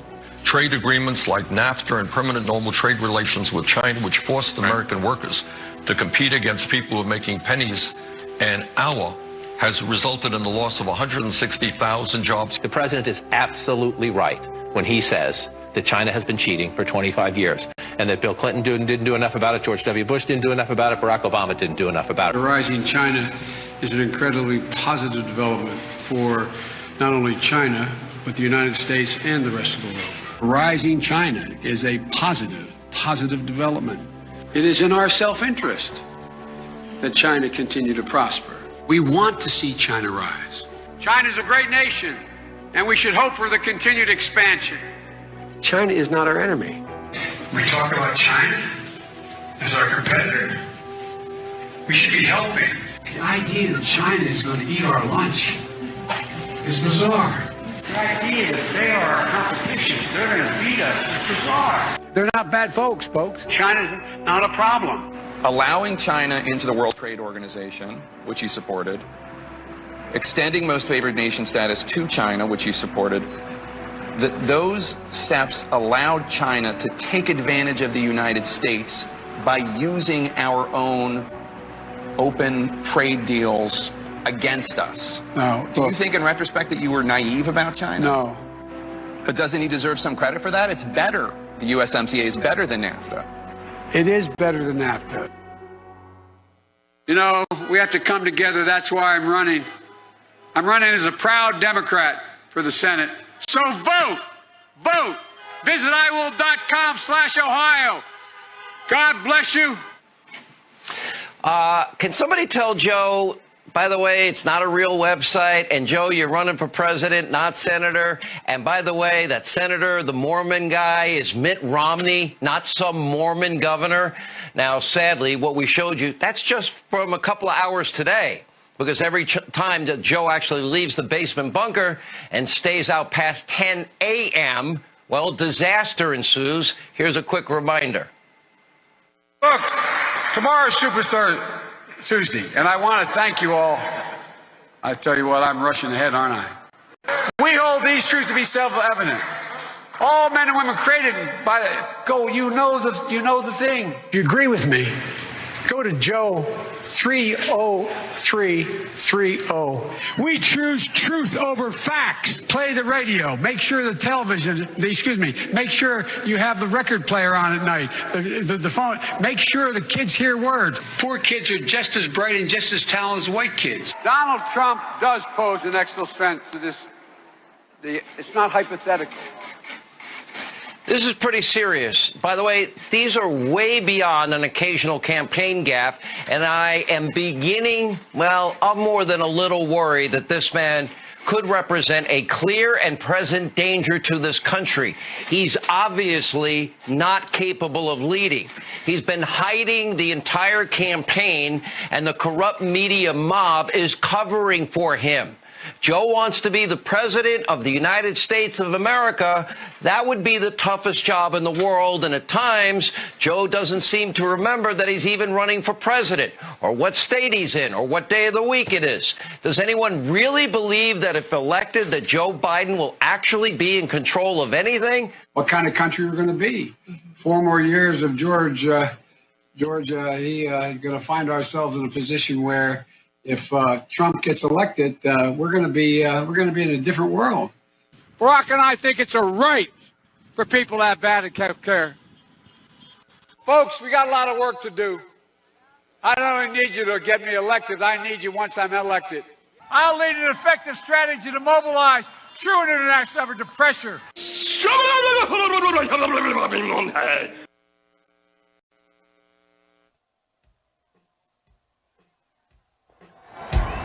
That is hilarious. I mean, the proof is right there. The dude is shot mentally. What sane person watches that video and says, I think I want him to be the leader of the free world? I think he is fully capable of running the most free and prosperous country in the history of the world. In fairness to them, they've probably never seen those clips because the media will not show those. Oh, yeah, they try to memory hole all of that. They're like, no. This is fine. Nothing's happening here. Nothing to see here. I mean, come on, man. We got 128,000 people watching right now that just saw it. Oh, and those are that's not even half of the gaps. I mean, we can do better than that. It's like look, fat, you lying dog-faced pony soldier. All the things, man. The dude it's just insane. You cannot make this stuff up. We're living in the twilight zone. This dude is on the ballot, and not only is he on the ballot, they're saying that he's leading, meaning he could be pulling the levers of power. He could have the nuclear codes, and that's before you get to all of the corruption. That's before you get to all of his creepy moments on camera that we will not get into. He's not ahead. What this is the media is trying to say he's ahead so that a Trump victory is not feasible, okay? That's what they're trying to do. So, if the polls were close, that would make a Trump victory believable. That would make a Trump victory acceptable because it's probable that it could happen. But if you say that Joe's up by 15 or whatever you want to say it is, and then Trump somehow wins, what's the narrative for the media? Oh, there was some kind of fraud. There was some kind of Russian influence. There was some kind of voter suppression. How can you have voter suppression when 100,000 people have already voted, or 100 million people have already voted? How do you have voter suppression? Historic turnout for voting already. I mean, we have almost like 70% of the vote in from 2016 already. So You can't give me a break with this voter suppression stuff. That's just a narrative that sounds like a loser to me. That sounds like you know you're going to lose. So you're already coming up with excuses as to why you're going to lose. Like, why are they boarding up all these cities that are run by Democrats that are liberal infested? Why? Well, it's for the peaceful protests that are going to incur. Yeah, the peaceful protesters that are going to go there and riot, right? Does that make any sense to anyone? I mean, give me a break. I mean, it's clear. They were just throwing peaceful bricks through the windows over there. You know, it's all peaceful. Don't believe your lying eyes as the buildings are smoldering behind us. As you see this apocalyptic hellscape behind me, things are fine. That's what they're telling you on the media. This is why they're so corrupt, and this is why right side broadcasting exists, because we're not going to do any of that. We're just going to tell you what's actually happening. What's actually happening is President Trump has a groundswell of support. He's got bold supporters that will wear the red MAGA hat, and then he's got a bunch of undercurrent supporters that are just there. They like the policies, and they're going to support President Trump. And that's the truth, and we're going to show you that. The crowd just keeps coming in. The crowd just keeps coming in. We're just going to show you the crowd. We're just moments away from President Trump's arrival here. I don't know if he's on the ground yet, if Air Force One has arrived yet. I have to imagine that it is, because Traverse City, Michigan is no more than an hour flight from here. So I imagine he's here. It's just, you know what the media will say, he made it cold so he could freeze his supporters. They reach for the bottom. They're grasping at straws. The insanity. You just can't make it. Taking his time, because there was a really long line outside. So he's probably just taking a little bit of extra time to get those people in, because we're looking at it now, and there's still people flowing in from the back. So look, we're here, and there's more people in line right now at the food truck than there is at a Joe Biden rally. I'd say there's 100 people in line for the barbecue truck and 100 people in line for the hamburger truck. And it's actually a pretty nice night here tonight. It's probably about 45 degrees, but it's much warmer than we thought it was going to be, so that's great. Yeah, it was in Iowa yesterday, that's for sure. But you know, there are so many red hats here. I mean, it's just a sea of red hats. They're just everywhere. And you know, the best is yet to come on the screen right there, and I think that's really what President Trump's message for the second term is. Look, I did all this in 3 years. We're going to get right past this pandemic when the new year comes around, and then we're going to get right back on track and get back to normal life. And I think I cannot wait for that. I cannot wait till get back to normal life and have all our freedoms back, you know. And speaking of that, did you guys see out in California today there was a ruling against Governor Gavin Newsom for unconstitutional lockdowns and orders? So they ruled against him, and they did a permanent injunction, which is amazing, out in California. So, you know, they're kind of putting a check on these tyrannical Democrat governors, and you know, it's about time. You know, it's about time out in California something like that happens. So, as a native Californian, I was so happy to hear that, because that shows that, you know, we can turn this around. We can turn it around, California. If you're from California, please get out and vote tomorrow. Your vote matters. We want that popular vote. We want those House races back that we lost in 2018, so we can get the House back from Nancy Pelosi. So if you're from California and you're watching tonight, share this with somebody, share this with some friends. Get out and vote tomorrow. Your vote matters. It really, really, really does. I'm flying home directly after this rally so I can go vote in California tomorrow in person, okay? So all better be voting out there tomorrow too. So let's get it done tomorrow night for President Trump and for our country, and frankly for the world. The world, you know, as much as they want to go against us, the world needs us, man. They need a strong America. They cannot have a weak America. A weak America equals a weak world. So I think we're in good shape. President Trump should be here pretty soon. It's a great atmosphere here. You can tell the election's tomorrow. You can just tell. People are ready. People here are ready. They're ready to vote. They're ready to show up. If we show up tomorrow, President Trump stays for 4 more years. If we don't, he doesn't. It's really as simple as that. So this is for all the marbles. Either President Trump is reelected and we save our country, or we lose it all and we get Kamala Harris's version of America. That's right. Joe Biden and Kamala Harris want to destroy our country with their horrible ideas. their horrible policies, their anti-freedom policies. They're going to start treating COVID like the bubonic plague, lock everybody up in their houses. I'm not feeling that. I don't want the mandatory mask order. And guess who else doesn't want it? Millions and millions and millions of Americans. In fact, the majority of Americans, they just want freedom. They just want to be left alone. Why can't these politicians leave us alone? Do you ever wonder that? Why can't they just leave us alone and let us live our lives? It's not that hard. Remember, people cross oceans so that they can be left alone because they were under the boot of communist governments, and they want to implement that crap here. We're not going to let them happen because we're going to send a resounding no to the establishment party tomorrow when we re-elect Donald J. Trump for 4 more years in the White House. So get out there and vote. Vote, vote, vote, especially in Florida. If you live in the Sunshine State, aka the Gunshine State, aka my home state, you get yourselves to the polls early, because guess what? Florida tends to turn in their votes early. Like, that state can be called early. If we can have Florida be one of the first states called, that will create a ripple effect across the country, and it will be an early indicator that President Trump is going to be a happy man tomorrow night, and we can breathe a little sigh of relief. Now, President Trump wins, when President Trump wins Florida and North Carolina, it's a good indicator of things to come. It means it's going to be a very good night. And I know, like I know how to spell my name, that this man is going to win the Sunshine State. When Democrats hit the panic button, when their beacon of hope is Miami, and when you have 100,000 Miami voters down there, Cubans, Puerto Ricans, Haitians, Dominicans, they're all down there President Trump. They love President Trump.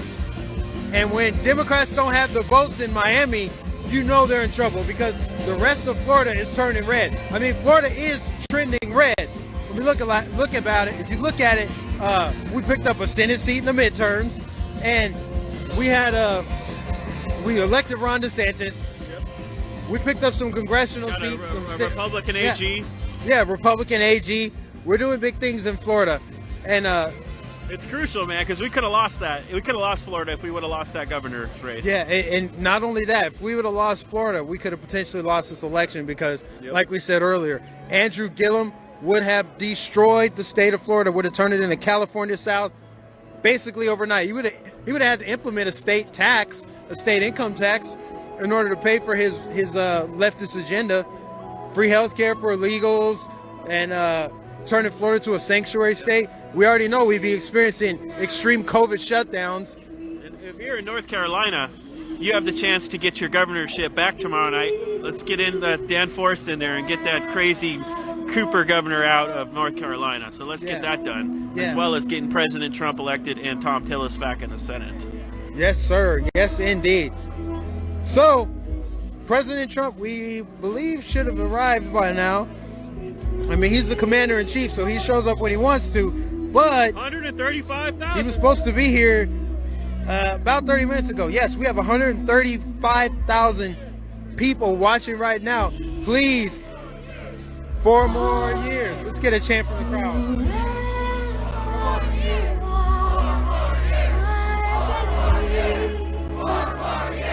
Look at them. They're excited. They're excited for President Trump's arrival. And they love Right Side Broadcasting. I love seeing all these smiling faces. You come to one of these peaceful protests, you got people throwing up 4 more years. You got them excited, fired up. They're holding up their hats, waving them back and forth. This is just high energy. It's just love. It's just love. But we got 135,000 people watching. Guys, do us the biggest favor. Give us a thumbs up. Subscribe to Right Side Broadcast. If you like what you see, subscribe. Hit the bell notification so you don't miss any events. We hope you'll stay tuned with us for President Trump's grand finale of his historic campaign. Is after this event here. He'll be heading right back across Lake Michigan to Grand Rapids for his final MAGA rally. We hope you'll stay tuned for that. And follow us on social media. Follow us on Instagram. Follow us on Twitter. Just search RSB Network and we should pop right up. We're on all the social media. Just follow us on all the things. Support independent media. Support this movement. Let's read some more super chats. We got a bunch of them. And for those of you that would like to support us financially, you can go to rsbnetwork.com/donate, or you can mail a check to our physical address, 1550 Opelika Road, Suite 6, Box 344, Auburn, Alabama, 36830. Now we got Alfred. Alfred says, thank you, RSBN. Great work, Trump 2020. Bethany says, pray for Geodis. I don't know what Geodis is. What do you think Geodis is? Maybe that's a typo? I don't know. Bethany says, pray for Geodis, but I think you mean pray for POTUS. And we got John Pinkston. Thank you, John, for your super chat. We got Tan. Thank you for your super chat, Tan. And who else do we got? We got another one. Alexi, I think I said that right. Thank you for your super chat. Robert Newman says, God bless America and God bless RSBN. Thank you. Lee said, thank you for your super chat. Let me scroll. I got to scroll way back over here to see the other ones. Monica King says, thank you, RSBN. JC Fan says, I'm something Asian for Trump. Thank you for your super chat. God bless you. Can't Argue Fact says, red wave tsunami. Yes, I believe it. Red wave rising. Red wave rising, baby. We're going to get this done. We're going to win this thing. We're going to win this thing. And oh my God, those leftist tears are going to rain from the sky tomorrow. Collect it like you would rainwater. 08 says, unlicensvoice.com is better than Twitter and Facebook. Thank you, RSBN, for your exceptional coverage of every single Trump rally. God bless Donald J. Trump, the greatest leader and American hero. Unsilenced voice. Yes, indeed. Where do you think the president is? He's building this anticipation. I think he's just, he's a showman. He's a showman. He's an entertainer. He's letting the crowd build. He's letting the anticipation build, because this is it right here. You got to come up with your best performance, and he will. He'll deliver tonight, and it'll be great. And I want to thank everyone for tuning in. 135,000 watching. Wow, you guys are amazing. Share this with whoever you can, and spread the good word. Let's break the record tonight. Last night of the campaign, let's break the record. Let's get these numbers, get as many eyes on this stream as we can. This is it. No time for holding back now. We got to bring everything we got. So it's really a great crowd here. The energy's amazing. We're never going to see anything like this ever again from a president. So it's amazing to be here and just experience this in person. It's incredible. The love for this president is unmatched. You'll never see anything like this again. So I think the crowd is ready, man. They're ready. They're ready for a big performance tonight, and they're ready to vote tomorrow. Wisconsin is ready to win it for President Trump. Look, if we win Wisconsin, that pretty much gives it to us. If we win Michigan, that pretty much gives it to us. If we win Pennsylvania, that definitely gives it to us. Minnesota, if you're out there, get out and vote tomorrow. We need you. First time since 1972, we're going to turn Minnesota red tomorrow night. Nevada, if you're out there, if you're listening from Nevada, get out and vote tomorrow. We can take that state back. We can get that state. That's crucial. That's 6 electoral votes right there. If you're in New Hampshire, and you're watching, we didn't forget about you up there. Get out and vote tomorrow. We almost won New Hampshire 4 years ago. I think it was a really slim margin, maybe a couple thousand votes. So that's another 4 electoral votes. If you're in Arizona, we need you. Come on. You've been reliable. We cannot go blue in Arizona. We're not going to put up with that. We like our freedoms out in Arizona, don't we? Big gun state, big freedom state. So we need that, Arizona. We need it from you. It's looking good. It's looking good in Maricopa County right now, but we can't get lazy. We gotta stay vigilant. We gotta get Martha McSally into the Senate also. That's crucial. Like I've said many times, getting President Trump in there obviously is the first objective. But right after that, we need to keep the Senate, and we need to flip the House. It's critical. critical to have a Congress that's going to work with our president. What else? Florida, like Mike said many times, Florida, crucial. Florida, North Carolina, you guys are going to set the tone tomorrow night for us. We get big victories there, and we're on our way just like we were 4 years ago. So if we get a big victory in Florida, a big victory in North Carolina, it's going to start trickling up. You know, then comes Ohio. Come on, Ohio, we need you again like we had 4 years ago. Let's beat that 9 points we won by last time. Let's get that into double digits. Minnesota, Wisconsin, Michigan, Pennsylvania, we need you. All 4 of you. Let's sweep that Great Lakes region. If you're in a state where you don't think your vote matters, like let's say New Mexico, I got news for you. New Mexico. Keep your eye on New Mexico tomorrow night. This is my dark horse state. I think we have a chance there. New Mexico has a lot of energy jobs, okay? And Biden's threatening to get rid of those. Also, New Mexico has a large Hispanic population. The biggest percent by population of any state in the country. So Trump's rising numbers with minorities, and the fact that Gary Johnson is no longer on the ballot, he was the former governor of New Mexico, he stole 9%. He stole 9% of the ballot last time. And Trump lost the state by only 8 points.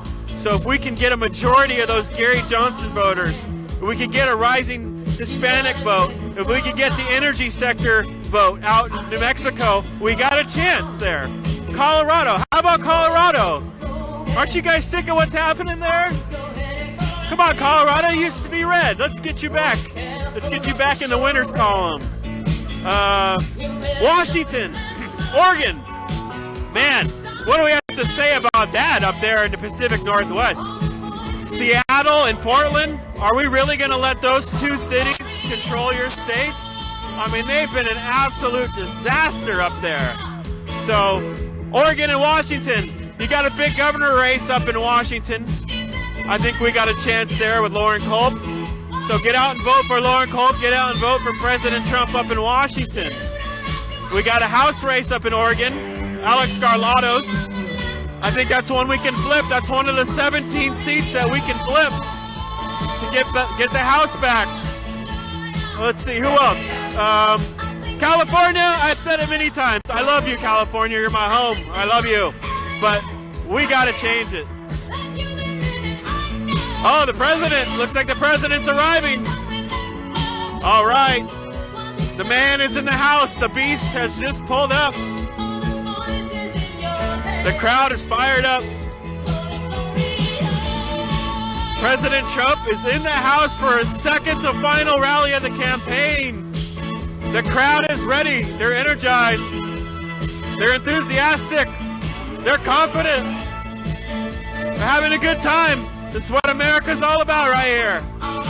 We got to keep it. Come on, America. Get out and vote tomorrow for President Donald J. Trump. 4 more years. 4 more years.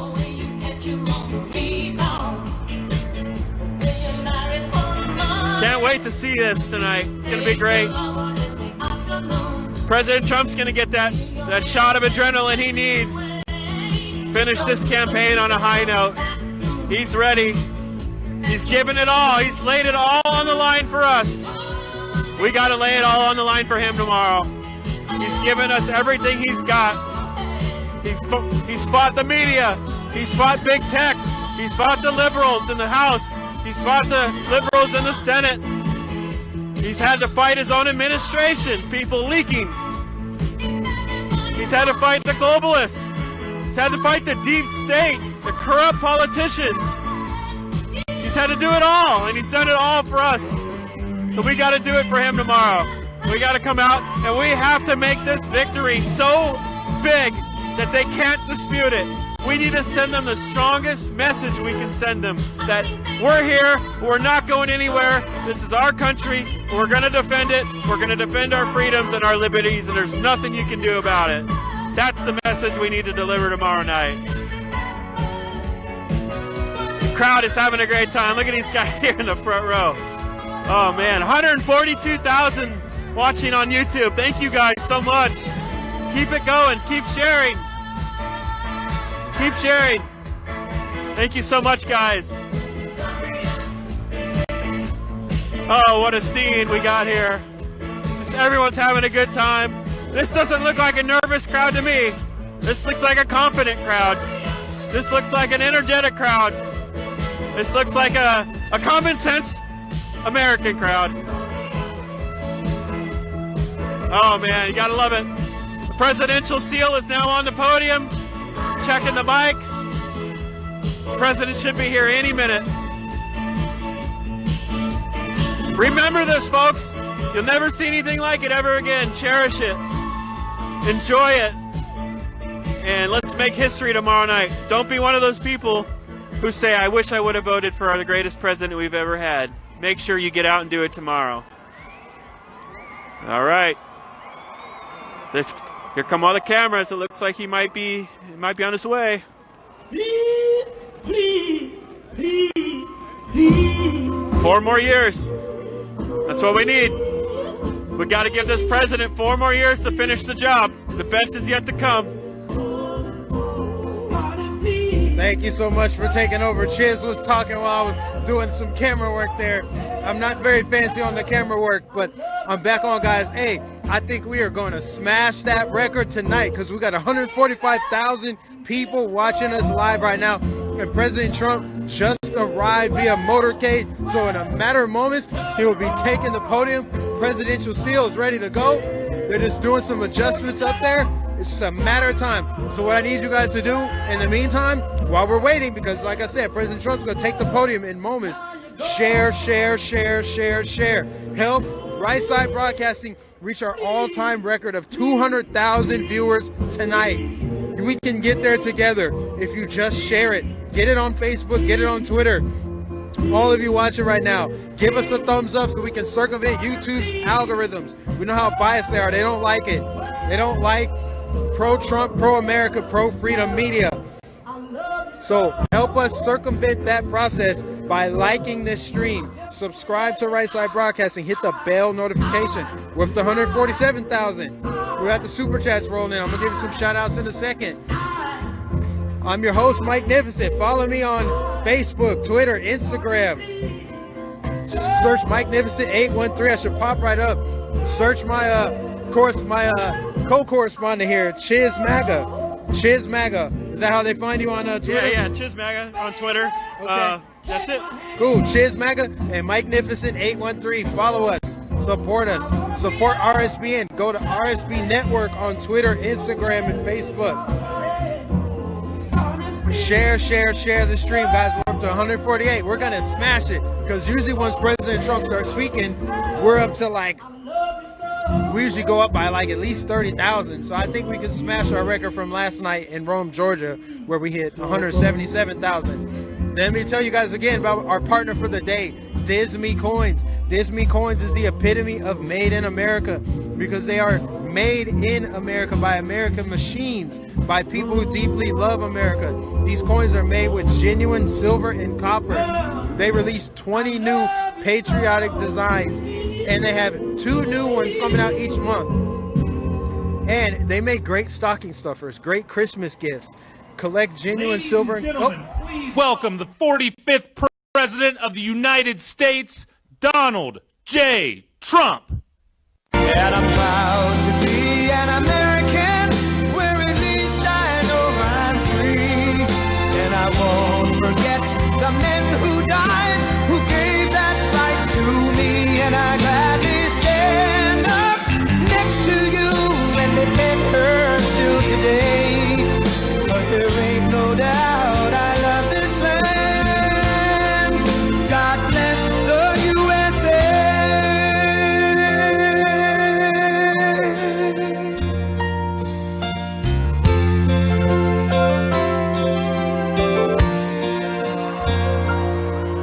From the lakes of Minnesota to the hills of Tennessee, across the plains of Texas, from sea to shining sea, from Detroit down to Houston and New York to LA, where there's pride in every American heart, and it's time we stand and say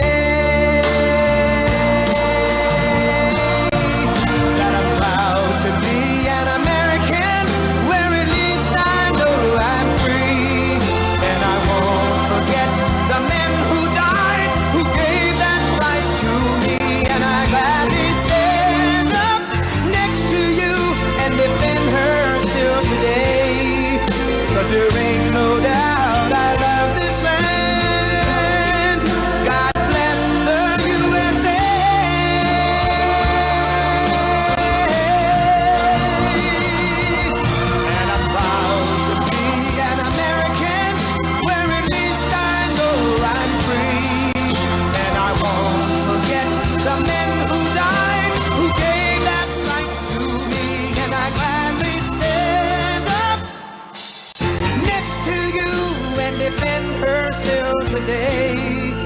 'Cause there ain't no doubt I love this land. God bless the USA.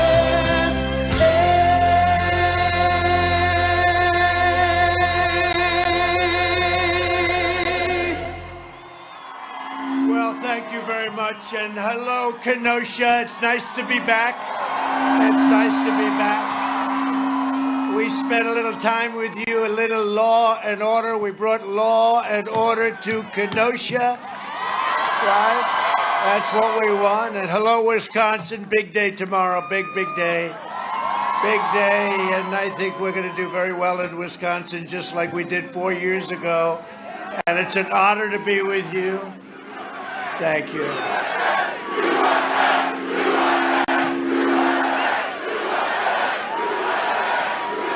And this is a lot of people. This is a lot of people.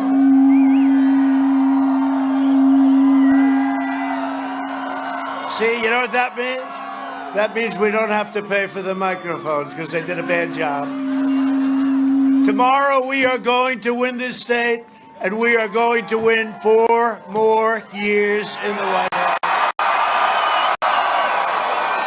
And with your vote, we will continue to cut your taxes, cut regulations, support our police, support our great military, protect your Second Amendment. It's under siege, but don't worry about it.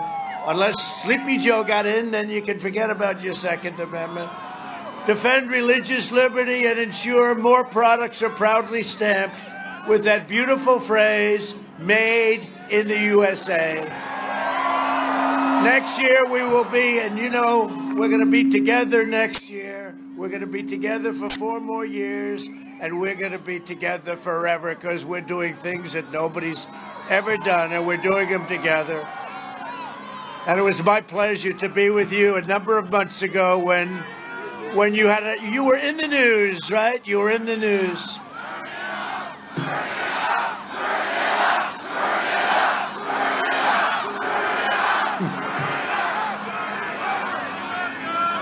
Next year will be the greatest economic year in the history of our country.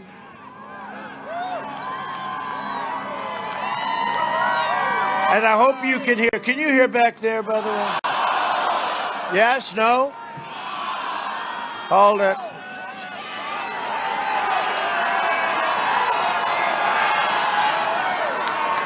Okay, that was the problem. Huh?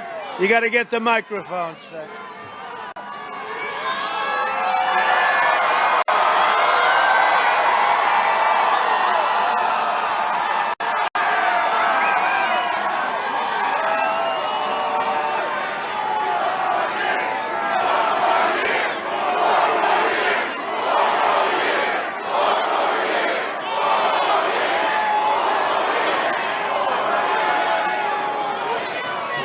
What's wrong here? How's that? Is that getting better? And they were supposed to pay these people, right? No? Is that better? All right, come on. Okay, we'll do this. We'll have to improvise, you know? Sometimes you have to improvise. Okay, you ready? We'll have a Which is better, this one or this one? Which one? This one. Is that better? Can you hear? This could be a very uncomfortable evening for me. All right, we'll figure this out. Come on, let's go. Good job, fellas. I'm always saying I want a perfect mic. Good job. Unbelievable. Unbelievable. Is that better now?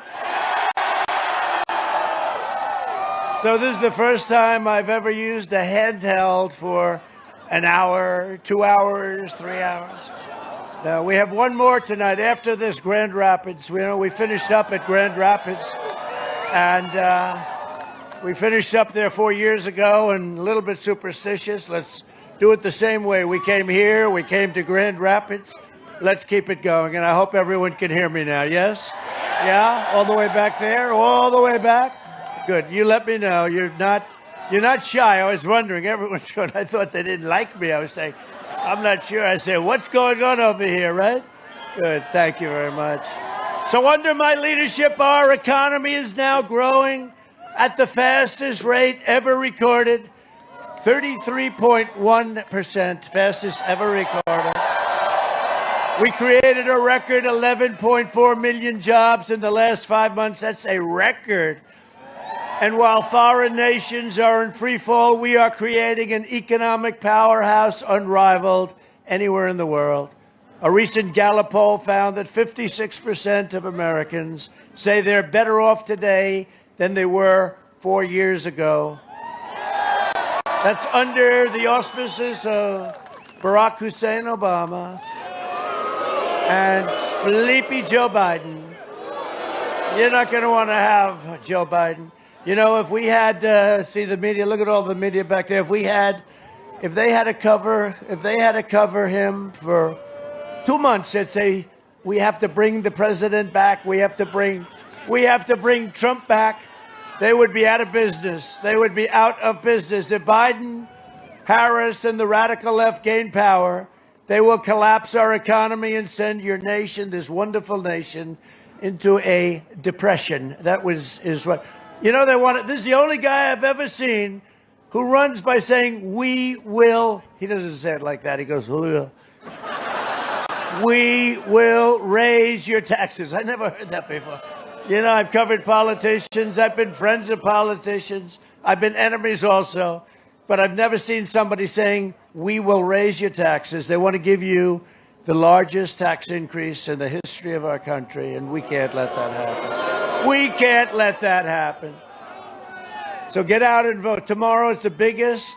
Tomorrow will be, I think, will be the most important election in the history of our country, and I never thought I'd say that. I never thought I'd say it. So get out and vote. Sleepy Joe Biden will raise your taxes $4 trillion, massively increase your regulations, shut down your farms, close down your factories. How's he doing so far? Send your jobs overseas. They start booing him. I don't know. Is this guy really thinking about, I mean, should he really win? Are we serious about this?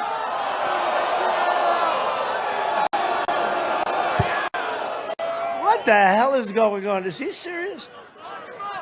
Guy has no clue. He's shot. Some people are shot. He's shot.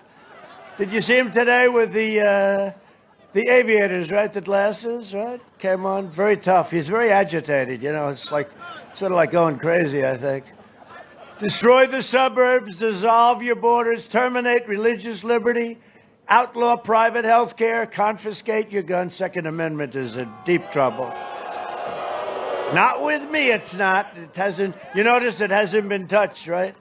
It hasn't been touched. You think that was easy? It wasn't easy.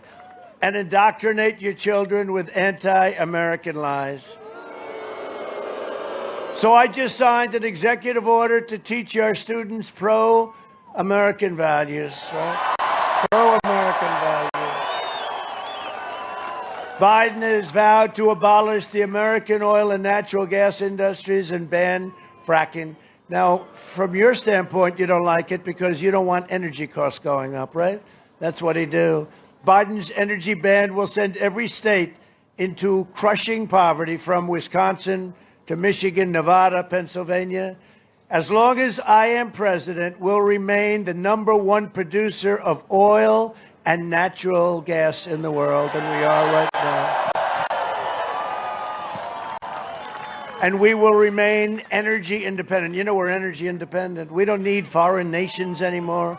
But we have good relationships in the Middle East. You know, we're doing peace in the Middle East. You believe it? No blood in the sand. Peace in the Middle East. Joe Biden is a globalist who spent 47 years outsourcing your jobs, opening your borders, and sacrificing American blood and treasure on foreign wars. You know what they call them? The endless foreign wars. Countries that many of you have never heard about. What?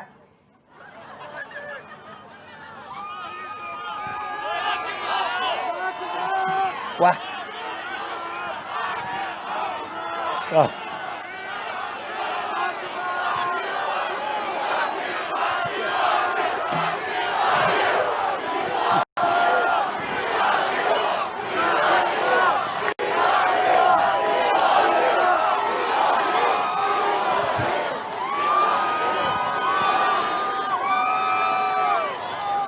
I don't know. I think we're doing fine with this mic, right? I don't want to put this guy under pressure. You're on stage. You got 27,000 people watching you. Don't get nervous. He's not nervous. He's a professional. I'll give you the name of his company. Never use that company, no. Nah, it's fine. Don't worry about it. This is okay. This isn't bad. Do you want to... Oh, you want to just put it in there? Well, is it the same mic as the other one? It's a different mic. That means that one's supposed to be better, right? That's not good. All right. Okay, we'll take that sucker out of there, right? Congratulations. Go ahead. You want to put it in? How's he doing? He's doing a good job, right? Come on.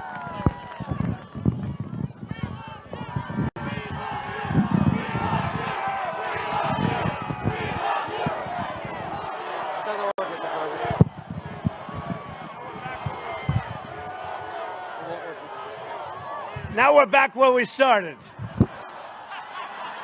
See, the whole deal, we're right back where we started. I take the mic out. Okay. Okay. You know what? And then I won't pay the bill of the, company that does this crazy microphone. And they'll do a story. Trump is a horrible human being. He doesn't pay a bill.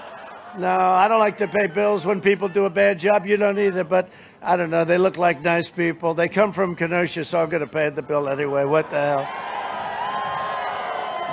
Well, at least I proved one thing. Did you ever see where I lift a glass of water and I wear the red tie? They're sort of expensive, and, you don't like to spill water on the red tie, right?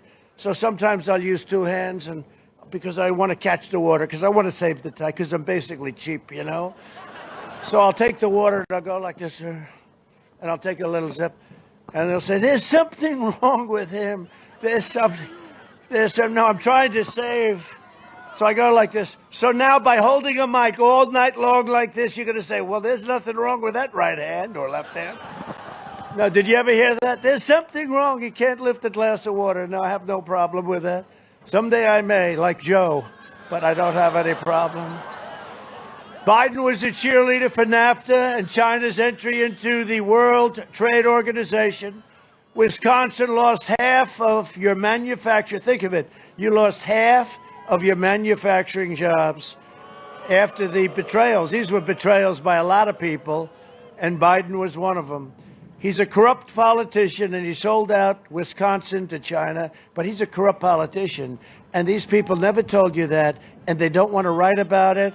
And big tech doesn't want to talk about it, and it's off bounds, and they're not allowed to talk, and we have suppression. This is a media suppression, the likes of which nobody has ever seen.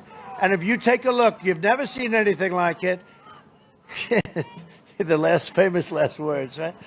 But no, nobody's ever seen anything like it. His son walks in, his son had no job. He left the military, unfortunately, it wasn't good. And then what happens is the father becomes vice president, and this kid becomes like a human vacuum cleaner. He follows the father into countries. Dad, who are you going to today? Well, let's go to China. And he's a vacuum cleaner, follows the father, takes in money, right? It's terrible. They give him $1.5 billion. $1.5 billion. Think of it, $1.5 billion, and he gets fees off that, millions of dollars a year. There's only one problem. He has no experience investing money. They give him the money. They gave him the money after 10 minutes. I think our Congress has to take a look at that. What do you think, fellas? I think you're going to have to look at it. Can you imagine? I have a lot of my kids here tonight. Can you imagine if my kids said, yeah, Dad, I got $1.5 billion from China. Oh, I don't think they'd want to write about that, the fake news. Do you think they'd write about that? Then he gets $3.5 million from the mayor of Moscow's wife, right? What did he get that for? Remember, I asked that at the debate, the first debate. I said it. Chris Wallace thought it was an inappropriate question. Really? You think? Chris Wallace. No. I must tell you, I think Kristen did a better job. Kristen Welker, right? And I don't mean she was perfect. Actually, some people said she wasn't really very nice. I thought she was nice. Relatively speaking, she was great. For what I get. How about the one, Savannah Guthrie? You see that one? That was another beautiful. Live at 9 o'clock. She's jumping out of her chair. She's like going crazy. but we all do well. You know, I get questions like he gets. He gets, sir, what kind of ice cream are you eating? Did you see that? They never ask me questions like that. In 2016, Wisconsin voted to fire this it's like corrupt political establishment, right? And you elected an outsider as president who is finally putting America first. You're finally putting America first. And if I don't sound like a typical Washington politician, it's because I'm not a politician, right? If I don't always play by the rules of the Washington establishment, it's because I was elected to fight for you, and nobody has ever fought harder for you than I am. I will tell you, nobody. When the violent mob came to Kenosha, Biden opposed sending in the National Guard. Of course, you remember this, right? He didn't want to send in the Guard. He thought it was terrible to send in the Guard. And we sent in the Guard, and we saved Kenosha. We saved Kenosha. I said, you know, I think Kenosha's going to like me. We did a good job. I wish they sent him in a little bit earlier, right? If we had him in a little bit earlier, but that's okay. That's okay. But we sent in, and how good did the Guard do, though? Did we do the job? Did they do the job? Biden and Kamala. Does anybody know who Kamala is? That's this wonderful woman. She wants to be your first female president. I don't think so. I don't think so. You know, that's a good reason not to vote for Sleepy Joe, too, right? You don't want to do that. You want to have, we all want to see that happen someday, but we don't want this to be the one, right? But they're waging war on our police. You know that. Your police would, we have a lot of police here tonight. I recognize it. Because I went and I met all of the police. I met a lot of great police. Federal police. I met the whole group. And you have great police.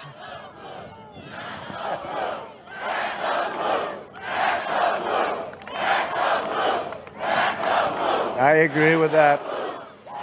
But I stand with the heroes of law enforcement, and I was honored to be endorsed by Kenosha County Sheriff David Beth. Thank you, David, wherever you may be. Where's David? Thank you, David. That was so nice. That was so nice. They like you out there, David. That's very good. Appreciate it, David. Thank you very much. And as I'm sure you've heard, Biden's far-left supporters are threatening to loot and riot tomorrow if they don't get their way.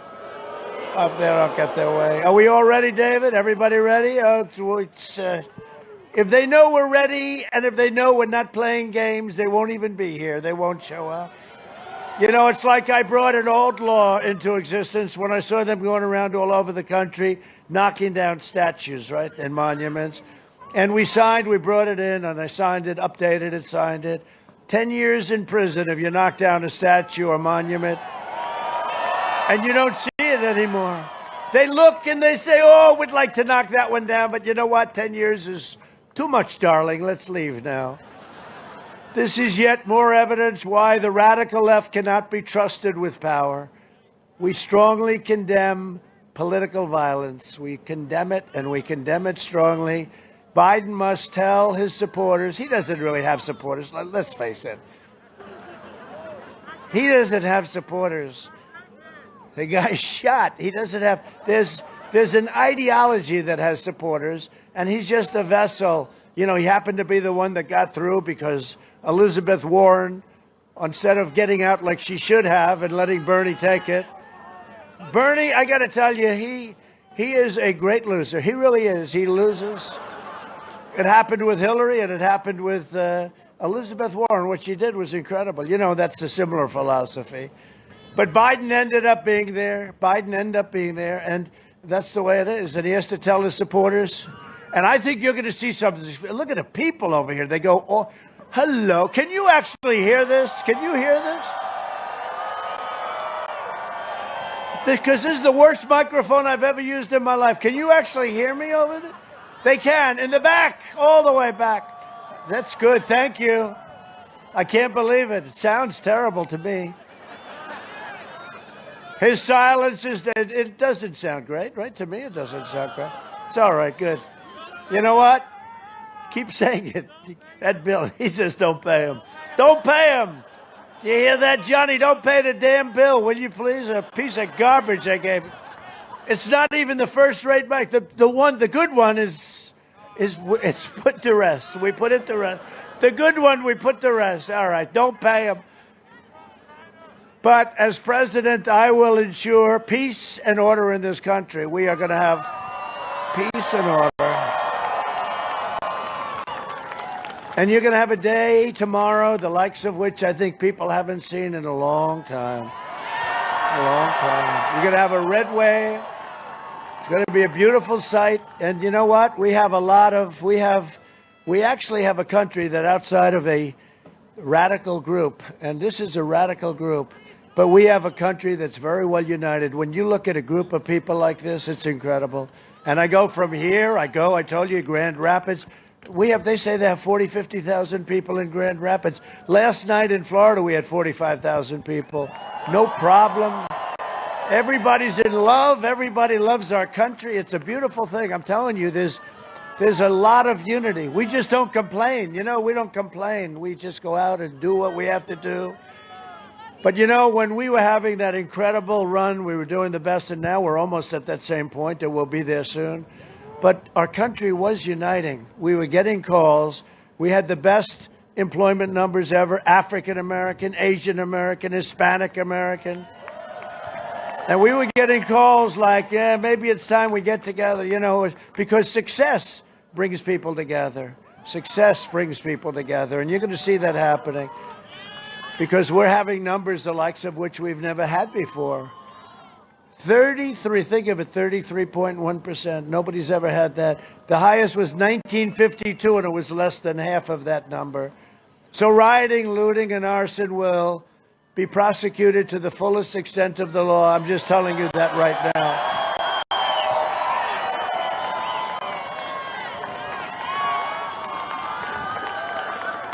I'm telling you that right now, that if people are... I hate to see where they put boards up on a window. This shouldn't be that. It shouldn't be that. But we are a country of law and order. We have to be. We are. And people, and you notice, I hate to say it, but it's true. These are Democrat mayors and governors. These are Democrat-run cities and states. They're the ones, if you look at New York and Chicago, and how about Portland, which is anarchist? We could solve that problem. We tell the governor, you want us to solve the problem? We solve it in 30 minutes.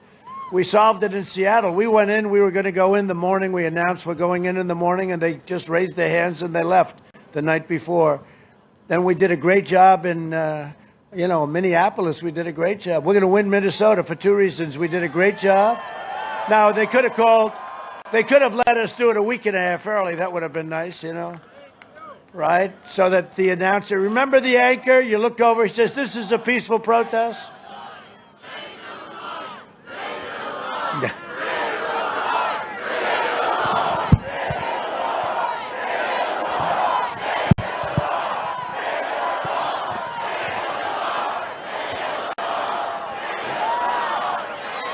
Thank you. What a group.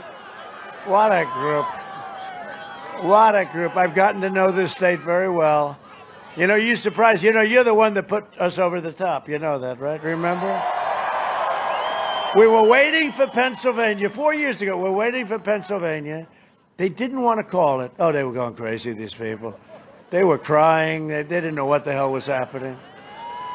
They said, this will be a very short evening for Donald Trump. 4 years ago, right? And they were they were looking forward. Remember the woman crying in the convention center, that beautiful? Remember the woman? She was going crazy, glasses, her head's gone. I wonder where she is right now. They put her away. No. This was not a person that I was easily going to convince to be on my side, I think. She was going crazy. But remember at the beginning, they show everyone's happy, everyone's thrilled. They spent a fortune. It was one of the most beautiful things I've ever seen in terms of a stage. They had it shaped like the United States. Hello back there. Are you okay? But that was a hell of an evening. And this evening is going to be, I'm telling you, tomorrow, it's going to be, I can't say bigger. Was there ever anything as big? I'll tell you, the election is more important, but the evening will be as good or almost as good, and that's okay too. But that was a first, right? That was a first. That was some evening. Yeah, that was some evening. He won Florida. He won Ohio. He won it all. Thank you.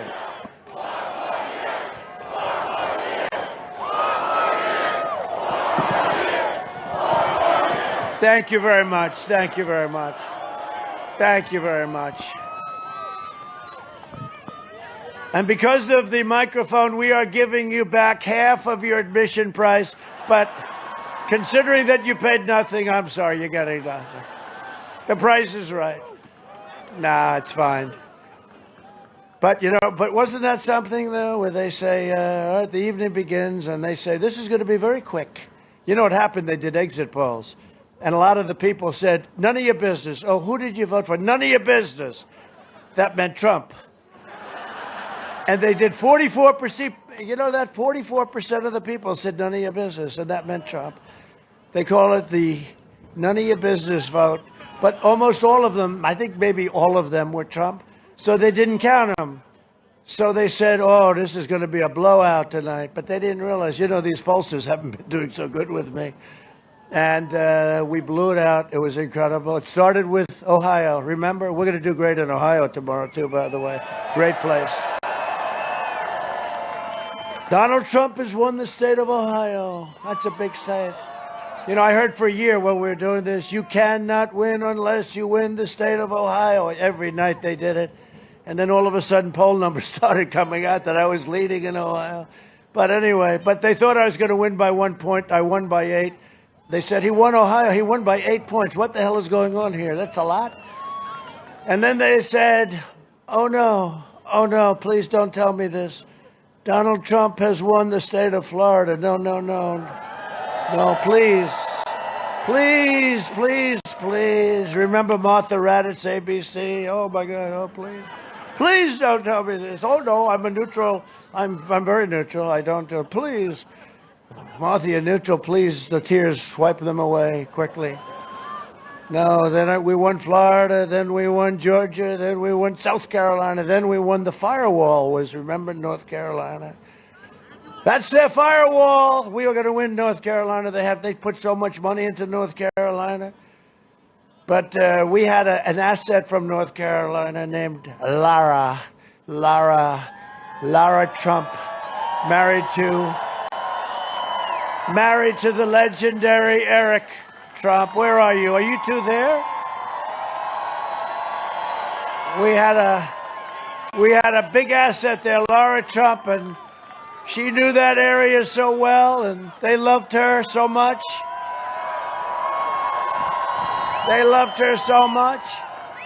And they just had another baby, and they named the baby Carolina. And I tell you, though, but I said we have to give South Carolina some credit, too, for that. Bring them up. Come on up. Get over here. Come on. Bring them up. Great. Come on, Laura. This one, they love her in North Carolina, South Carolina, Pennsylvania. And they love her in Wisconsin, too. Here you go. Oh, my God. I'm done now, apparently. Wisconsin, who here is ready for 4 more years? A vote for Donald Trump is a vote for freedom. A vote for Donald Trump is a vote for the future. A vote for Donald Trump is a vote for God, and a vote for Donald Trump is a vote for America. How do you guys feel? Are we going to win Wisconsin? Let's go do this a second time. Thank you. Great job. Thank you very much. Thank you, honey. Thanks, Eric. Thanks, sweetheart. They're doing a good job. They're working hard, I'll tell you. They're all working hard. They're all working hard. We have a whole group of families, like a family reunion tonight. Now, well, you know, this is now the big time because tomorrow's the big day. And we have one more stop. See, actually, you know, I did 5 today, but I could say I did 6 because in Miami, we finished it close to 2 o'clock in the morning. So let's say I did 6 today, okay, after Grand Rapids. Joe Biden is bought and paid for by big tech, big media, and powerful special interests. You know that. They own him, they control him, and they know he will always do their bidding. And when he raises $300 million for this campaign in a short period of time, ask him, what deals did you have to make? Because I would be the greatest fundraiser of all time. I can call the Wall Street guys. I know them all. I could say, send me $25 million immediately, please. Yes, sir, Mr. President, I will. But, you know, once you do that, you're totally compromised. You can't do anything properly. Once you do that, and I say, I don't want to do that. And we did very well with the fundraising stuff, but a lot of it came in small donations. First time a Republican has ever raised a lot of money with small donations, like $61 average or something like that. Every corrupt force in American life has betrayed you and hurt you, and they're all supported by Joe Biden. The failed establishment that started the disastrous foreign wars, they're supported by Sleepy Joe Biden. The career politicians that offshored your industries, and you had plenty offshored, and decimated your factories, they support Joe Biden. The open borders, lobbyists, all the people that killed our fellow citizens with illegal drugs, gangs, and crime, and you know a lot about that, they support Joe Biden. The anti-American radicals defaming our noble history, heritage, and heroes, they support Joe Biden. That's cancel culture. We don't believe in cancel culture, do we? Antifa and the rioters and looters and Marxists and left-wing extremists, they all support Joe Biden. This election comes down to a simple choice. Do you want to be ruled by the corrupt and selfish political class, or do you want to be governed by the American people? It's what it's all about. It's the American people. They've taken that away. They've taken it away. And what's going on with big tech and what's going on with the media is nobody has ever seen anything like it.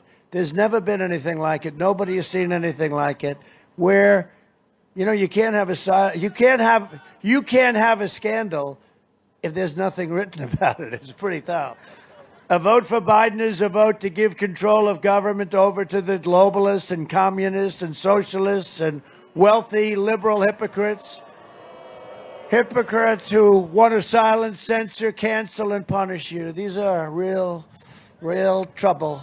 If you want your children to be safe, if you want your values to be respected, if you want to be just treated with dignity and respect, then I am asking you tomorrow to go out and vote for your all-time favorite president.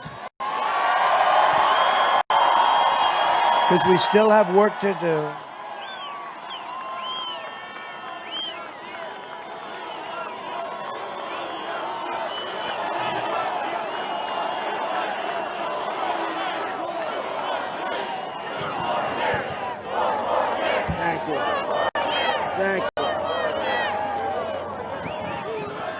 Remember what I said 4 years ago?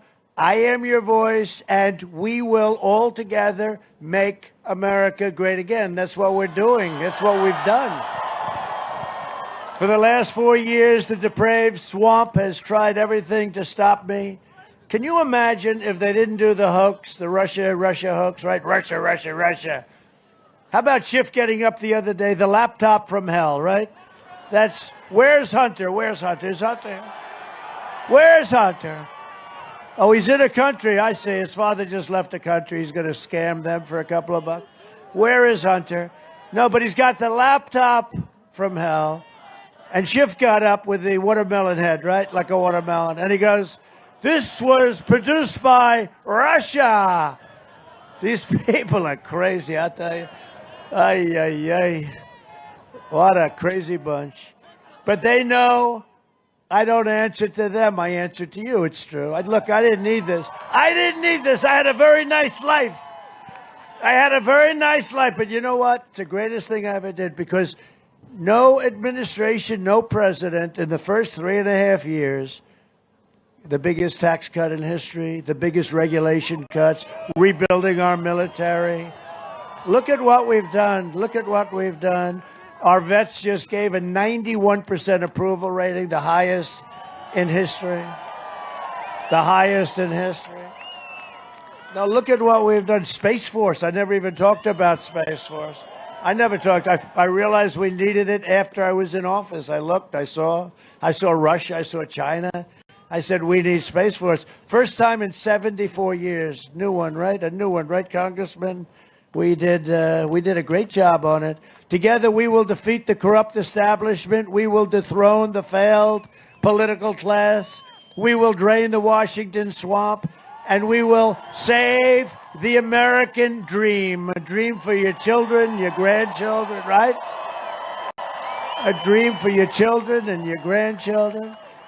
We have the energy and the people to prove the corrupt media wrong. And that's what we have. We have an energy like no movement has ever had in this country.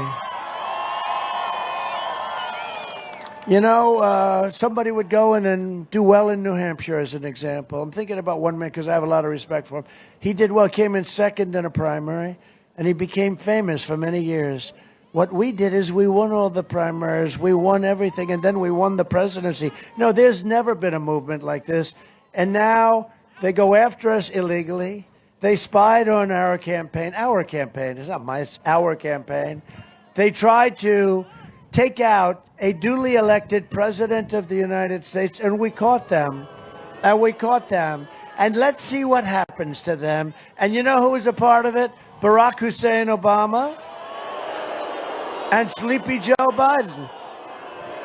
And plenty of others like Comey, etc., but plenty of others. But they were a part of it. So now we'll see what happens, right? We're going to see what happens. So, but you have to get out and vote. This is the biggest thing. Get out and vote. By the way, who's already voted? All right, but we have a tendency to vote on Election Day, Republicans. So let me ask you, who is planning to vote tomorrow? Very important. Is anybody planning to vote for Sleepy Joe Biden? Please raise your hand. Does anybody have the courage to raise your hand? All right, yeah, get out and vote. Well, that's good. That's a lot of people. So a lot of you vote a little bit early then. Do you trust the ballot system? Do you do early voting or do you do the ballot early? I like early voting. Early is good. Early is good. Ballot is not good. We got a very horrible ruling from the Supreme Court of the United States. A ruling that puts our country in danger, actually. On Pennsylvania, they have so much time to do this thing. Oh, let them put their votes in and give them plenty of time. You know, we have a date. It's called November 3rd. We don't have a date that says many days later. We don't have a date that says you're allowed to go and start, putting your vote in later and we can tabulate it later. Take your time. The whole world is waiting to find out. And there's great danger in that. Number one, there's danger that there's a lot of shenanigans that go on from that time forth. There's a lot of shenanigans. And then there's a lot of bad things that can happen with the streets. I mean, you're going to have a population that's going to be very, very angry, and you just can't do that. That is such a dangerous decision. That is such a disappointment when I heard that decision. That's a terrible decision. Just, you go take a look at it, and I know you people are taking a look at it, but there's not a decision that I've ever heard of like that, where people, if you want to put your ballot in, and if you want to, you go and you put it in 2 or 3 or 4 weeks early. You don't go and, but he said you had a whole year. You had a lot of time. So they say, oh, this is so terrible.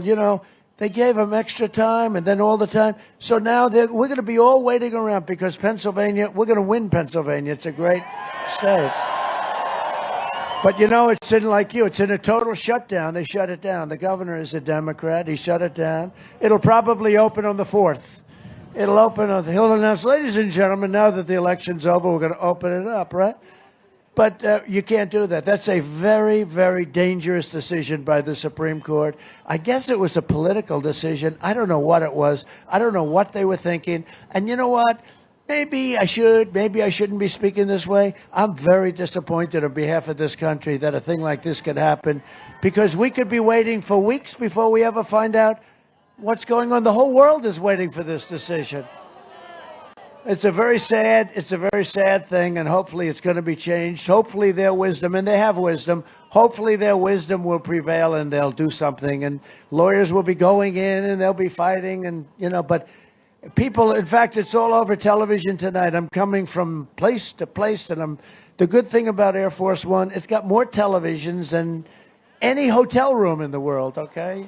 You have them on the floors, you have them on the ceilings, you have them all over, and you see the comments that are being made about the decision. And some of the pros are saying, this is a very dangerous decision for our country, because so many things, I mean, they're going to say, well, how many votes short are we?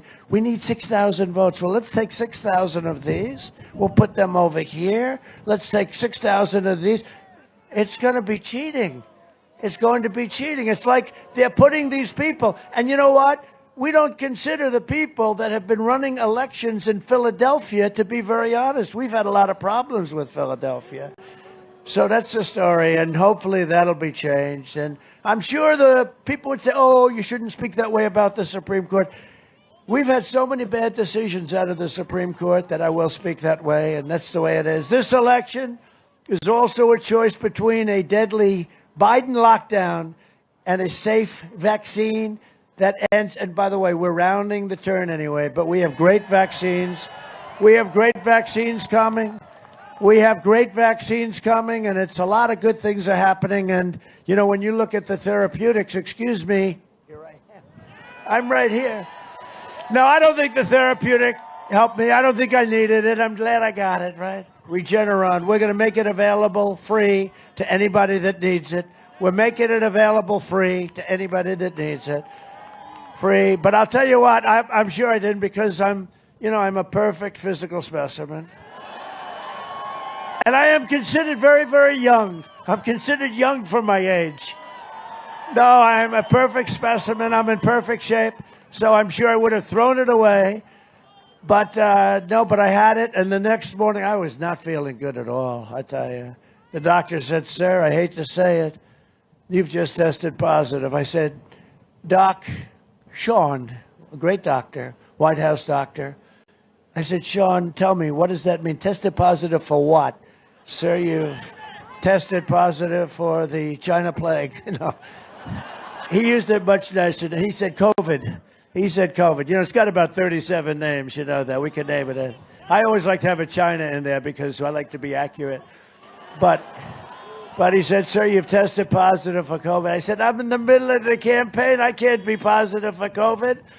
And so anyway, so I was, and I didn't feel too good. And the First Lady had it. At least now you know that all those rumors is that she lives in Virginia separate. I mean, at least now you know she lives in the White House, because she got it probably from me or whatever. I don't know what the hell. You know, do you ever hear the First Lady lives in Virginia in a beautiful house over a river or something? No, she lives here. But at least that, and then, I know, people love the First Lady. They love the First Lady. It's true. They love the First Lady, it's true. They love her. She's doing a good job. They love that whole family back there. They love that family back there. Great family. Hi, Tiffany. So Melania has it, but she knocked it out pretty good. And I did a great job, you know. I was surrounded by these doctors, 12 doctors I've told this story. Each one was a specialist. Johns Hopkins, Walter Reed Medical Center is incredible. You know, that's our military center. It's incredible. And I'm surrounded, right? I'm just surrounded by these brilliant doctors. One thing, when you're president, you get a lot of doctors. And each doctor grabbed a different part of my body. And I said, I don't like this at all. But they told me about this one thing, and I said, I really do. I like it. But it was very, a little bit early. What we've done with getting it through the FDA has been incredible. Biden wouldn't have this stuff done for years. Well, he had his chance with the swine flu and totally blew it, right? It was a disaster. It was a disaster. Anyway, so I wake up the next morning, and I'm telling you, I felt like Superman. I wanted to get out. I said, give me another trade deal to renegotiate that these clowns have screwed up. Give me a trade deal to renegotiate. And where am I supposed to be? Well, sir, could you take it easy for a couple of days? And people are sort of amazed. I've done these things. I mean, I do them. These are not easy to do, especially when you have no damn microphone. I mean, I'm working harder on this one than I have on all 6 that I did today. This is the hardest one. Because I have a microphone that was obviously meant for congressmen and senators, not for a president. So it's a little bit off, but that's okay. You have to learn how to improv. Isn't that funny when he put it back in here and handed it to me? But that's the way we started. I thought that was better. Nobody got that. Only this front row got that one. I thought that was very clever, actually. But then he came up to me, the Dr. Sean. He said, sir, I'm sorry to inform you that your son Barron has tested positive. Again, I said brilliantly, for what? He said, for COVID. I said, oh, that's terrible. Oh, no, he'll be okay, sir. He'll be okay. I said, it's terrible. But he's young and he's strong and he's very tall. Have you ever seen? I say, hi, Barron. He's 14 years old. He's very tall. He's definitely tall and he's strong, but he's young. And I said, that's terrible. He said, no, he'll be okay, sir. He'll be okay. And I said, well, I hope. Like 12 minutes later, I say, how's Barron doing, doctor? Sir, he's 100% now. Get your kids back to school, okay? Right? Get them back to school. Yeah, all right. So we're going to mass distribute the vaccine in just a few short weeks. It's going to be coming out very soon, and we will quickly eradicate the virus. Wipe out the China plague once and for all. Get it the hell out of here. We will never forget either. We will not forget. That was not good. We made a great trade deal with China, as you know very well. But, the ink wasn't dry before we got this, and no good. No good. Joe Biden is promising to delay the vaccine and turn America into a prison state, locking you in your home while your far-left anarchists are allowed to roam the streets, burn down your cities, hit people over the head. They're allowed to do that. That's why I always call all of these rallies protests. These are not rallies anymore. Because you're allowed to have a protest. You can't have a rally and you can't go to church. You're not allowed to go to church, but you're allowed to burn down the cities with a protest. So we always call these friendly protests. The Biden lockdown will mean no school, no graduations, no weddings, no Thanksgiving, no Christmas, no Easter, no 4th of July, and no future. Other than that, it's really not a bad way to go. A vote for Sleepy Joe Biden is a vote for lockdowns, layoffs, misery, and no fracking. How about the guy? No fracking for over a year and a half. There will be no fracking. He goes to Pennsylvania. Absolutely will frack. Okay, and these guys don't do anything about it. If you want a vaccine to kill the virus, a job to support your family, and freedom to live your life, then you have no choice but to cast your ballot for a gentleman named Donald J. Trump.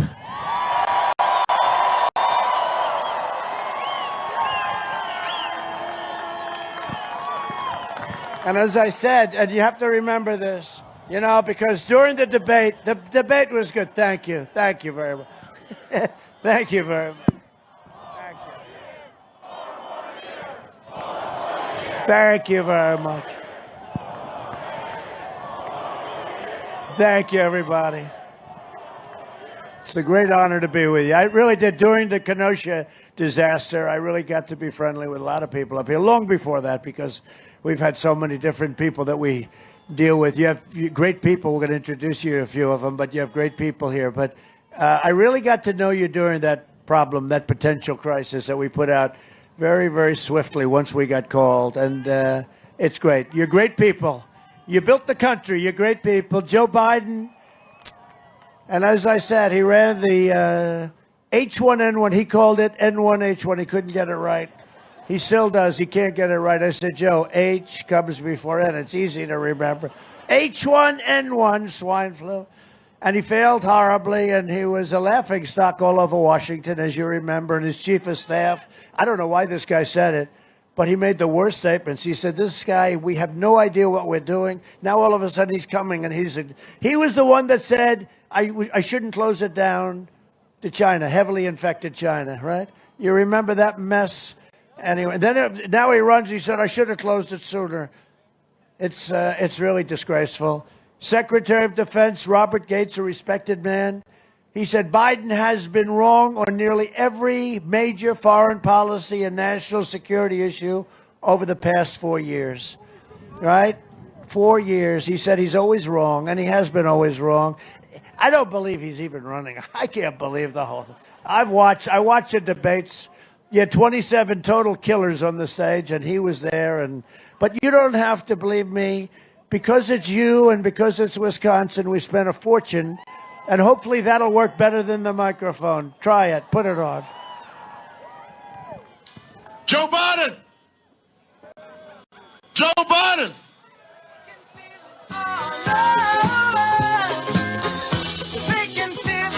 Joe Biden! Have you taken? This was today. He forgot to show I up. haven't taken a test. Why the hell would I take a test? Come on, man. That's like saying before you got in this program, if you take a test whether you're taking cocaine or not, what do you think, huh? Are you a junkie? By the way, this is my little sister, Valerie, and I'm Jill's husband. Oh, no, you switched on me. This is my wife. This is my sister. They switched on me. But I tell you, if you have a problem figuring out whether you're for me or Trump, then you ain't black. There is not a single solitary reason in the world why, as I said, we shouldn't be in a position that everybody, and that's my wife, Jill. Hey, Jilly, I'm Jill's husband, actually. And Corn Pop was a bad dude. And he ran a bunch of bad boys. And I did, and back in those days, you show how things have changed. Play the radio. Make sure the television, make sure you have the record player on at night. The phone. Make sure the kids hear words. We hold these truths to be self-evident.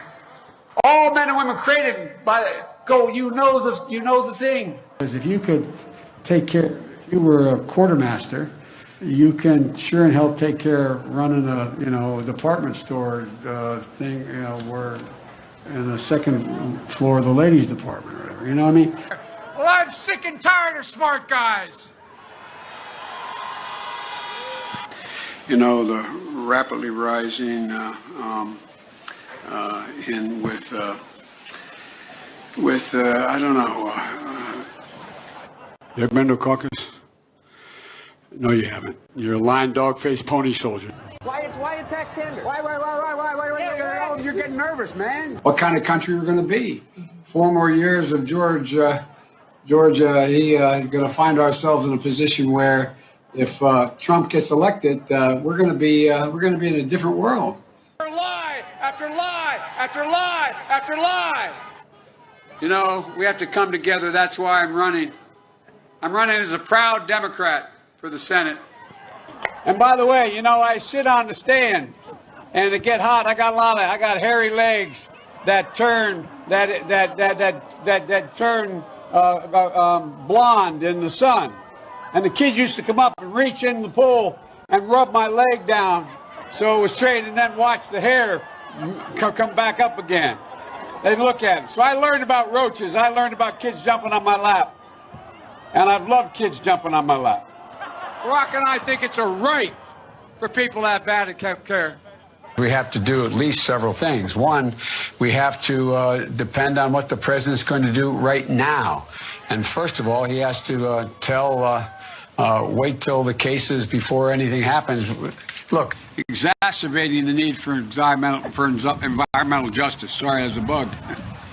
Folks, we got a lot of work to do. I don't only need you to get me elected. It's a case where we cannot let this, we've never allowed any crisis from the Civil War straight through to the pandemic of 17, all the way around 16. We have never let our democracy take second fiddle. We can both have a democracy and elections and at the same time correct the public health. Everywhere I've been hearing all around the country. You're trying your best, but it never feels like enough. And here comes the train that he tried to make sure didn't continue to run. No, that's the commuter. All right. No, that's what. But folks, look. Anyway, I am very willing to let the American public judge my physical and mental as well as my mental fitness. I'll lead an effective strategy to mobilize true international effort to pressure.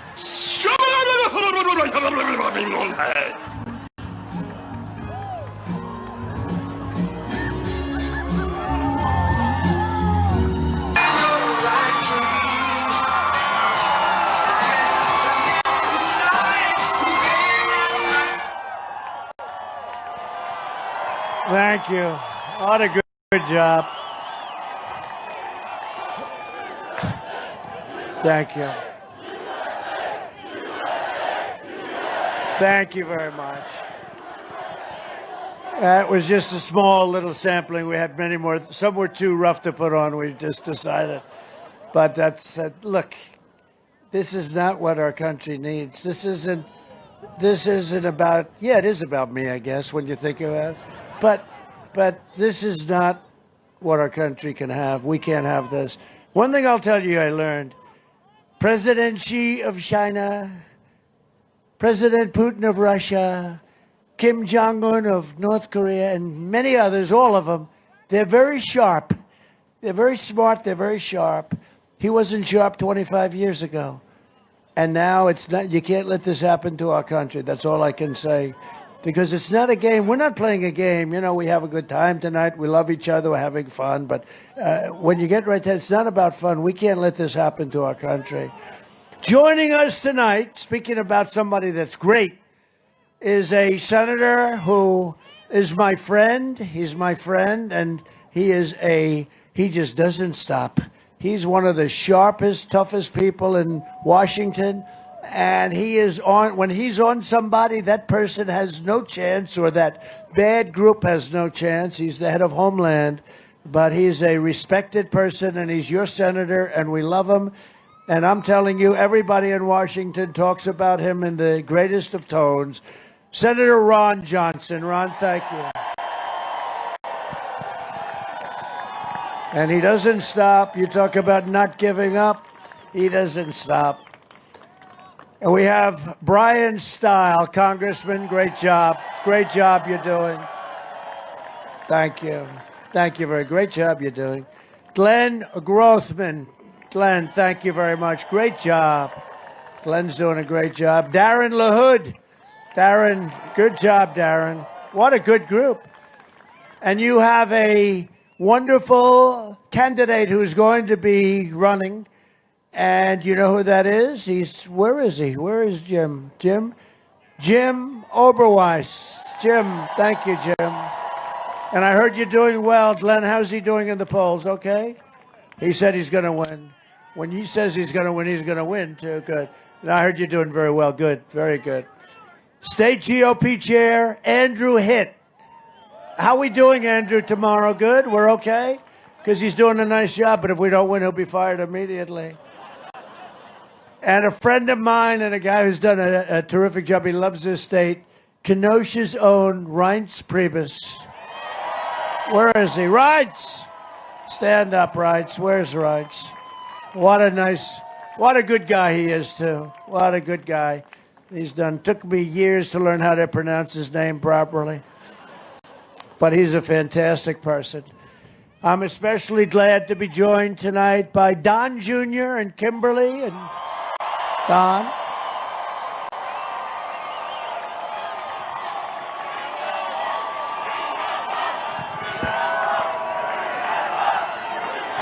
Come on up. They're saying bring them up. Come on. Come on up. See, he's a mountain man. He loves to go out the hunting. He doesn't. You don't have a jacket if you catch a cold.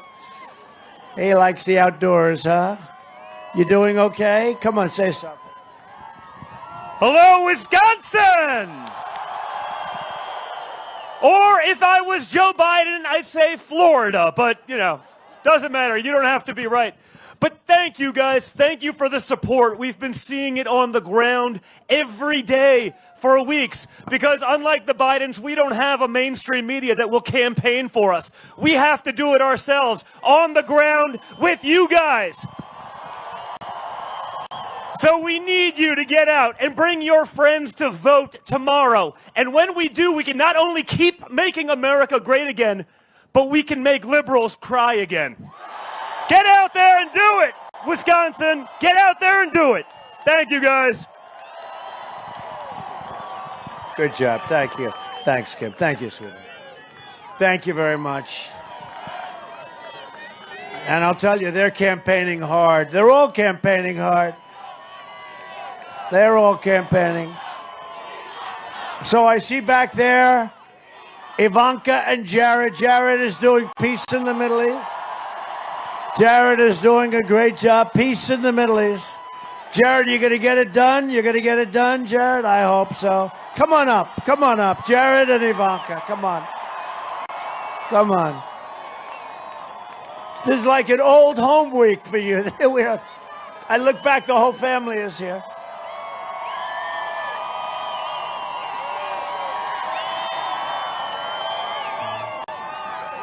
Tiffany, come on up. I see Tiffany. Come on up, Tiffany. Come on up. Here, honey, say something.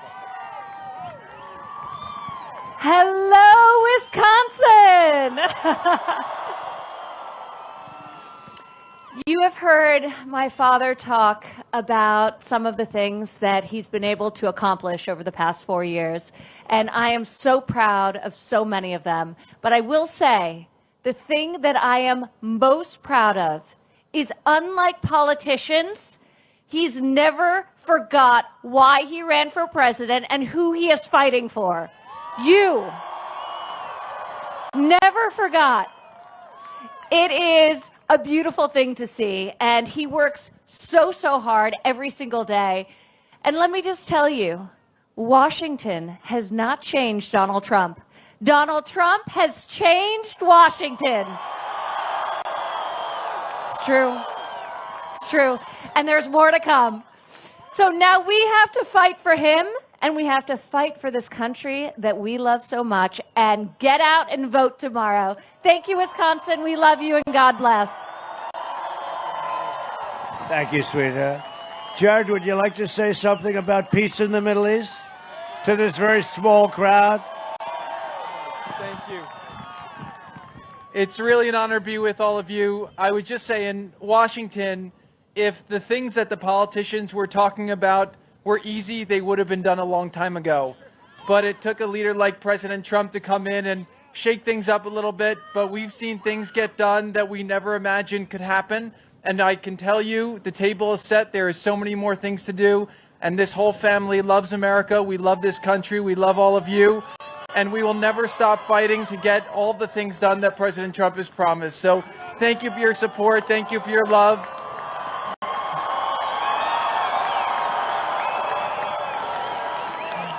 Thank you. Thank you. Great job, Jared. Thank you. Thank you, everybody. Thanks, kids. Thanks, everybody. And I see some people. Do I see Corey Lewandowski back there? Yes. Do I see David? Is that David? Come on. Get over here, Corey. Corey Lewandowski. David, come on. David Bossi. What a group. Stand up. Just stand. We don't have to hear from them. The mic doesn't work anyway, so don't worry about it. Great job. Great job. Good luck on television tomorrow. I think you're going to have a blowout tomorrow, okay? But I want to thank, look, I have a great family. I have a family. They're working all the time, all of them, and we appreciate it. Special people. And we're really, we didn't need this. We had a wonderful, it was just going good. Then I said, you know, maybe I'll give it a shot. You know why? Because of trade. It started because of trade. I watched, it was so obvious the way we were being ripped off on trade. And I said, let's give it a whirl. And I said to my wife, I'd like to do it. What do you think? She said, well, you have to really want it because you know you will win, don't you? I said, do you think so, really? She had a little more security in the fact that if I ran. No, she said, you will win but you have to make sure you want it. I said, I want to do it because we have so many things we can do. I never thought we would have done what we've done, though. We've done a lot together. Together, we've done so much. I mean, you think about it probably started more, I talked to Ron about it, probably started with trade, though, because I hated our companies were leaving to Mexico, Canada, China. They were all leaving our country. We had these stupid laws and horrible tax deals where they had incentives to move to Mexico. They got incentivized to move to Mexico. Somebody had a concept, gee, let's make Mexico great again. You know, I said, no, I want to make our country great again. So that's the story. It's a complicated story, but it all evolved into this evening, and tomorrow we have our big day. And tomorrow, I think it's going to be a really special day, and I hope you can all go out. You'll find the time and go out and vote, and we're going to make you very proud. You're going to be made really very proud. I just finishing off, for decades, our politicians spent trillions of dollars rebuilding foreign nations, fighting foreign wars, and defending foreign borders. But now we're finally protecting our nation, rebuilding our cities, and we are bringing our jobs and our factories and our troops. Finally, we're bringing them back home to the USA where they belong.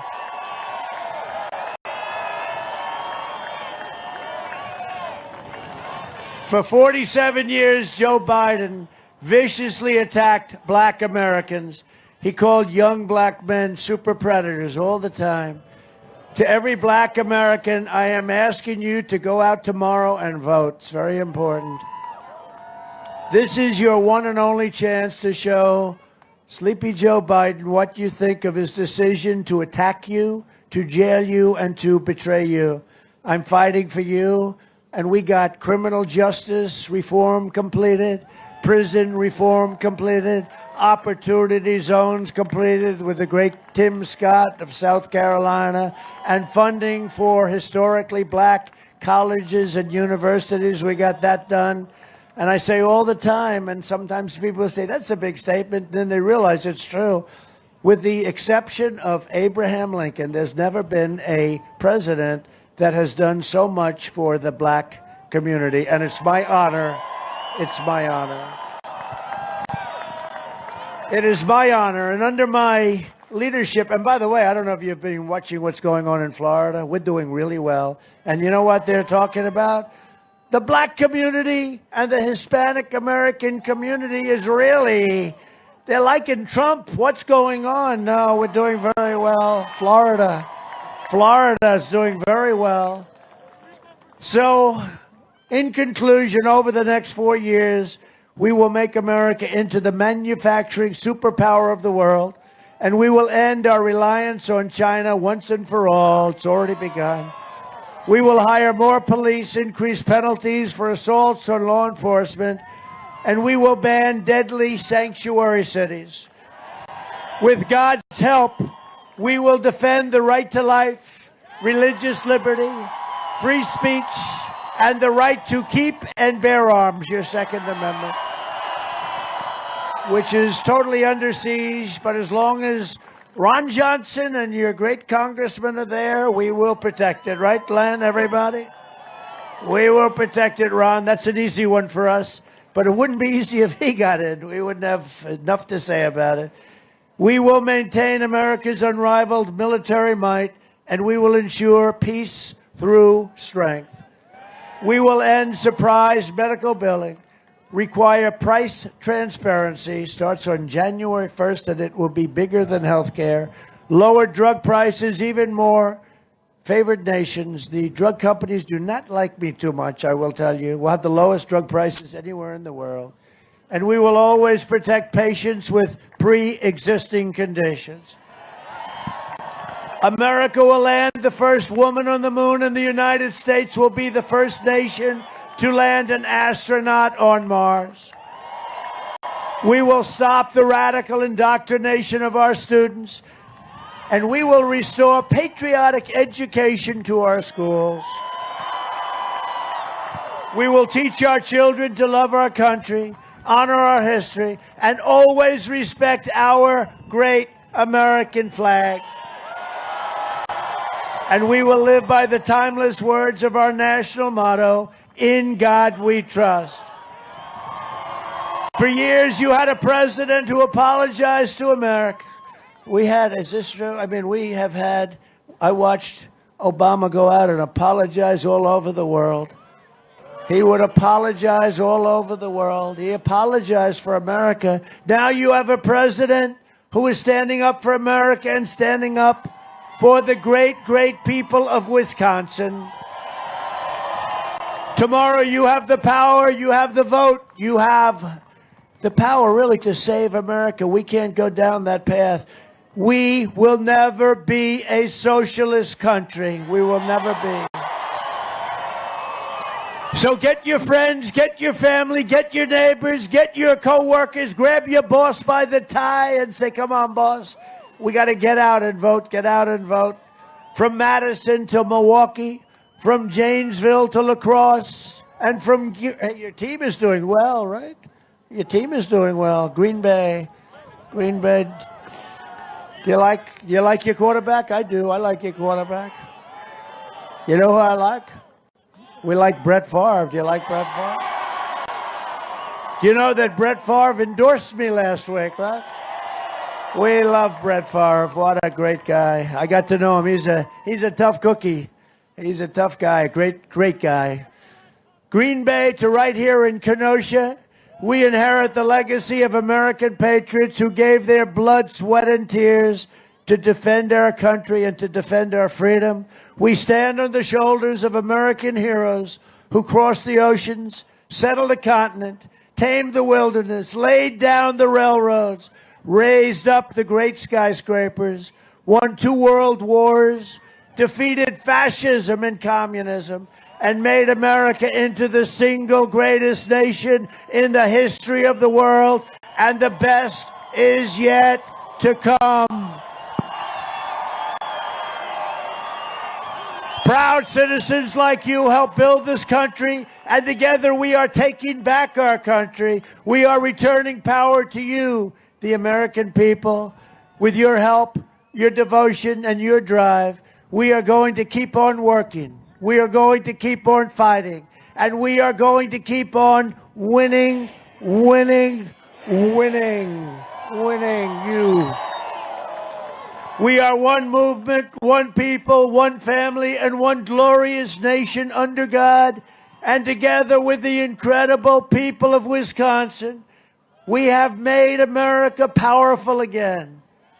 We have made America wealthy again. Your 401ks are doing very well. We have made America strong again. We have made America proud again. We're proud again. We're respected. We're respected again.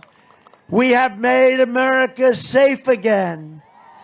And we will make America great again. Thank you, Wisconsin. Thank you, Wisconsin. Go out and vote. Thank you. It's a great honor.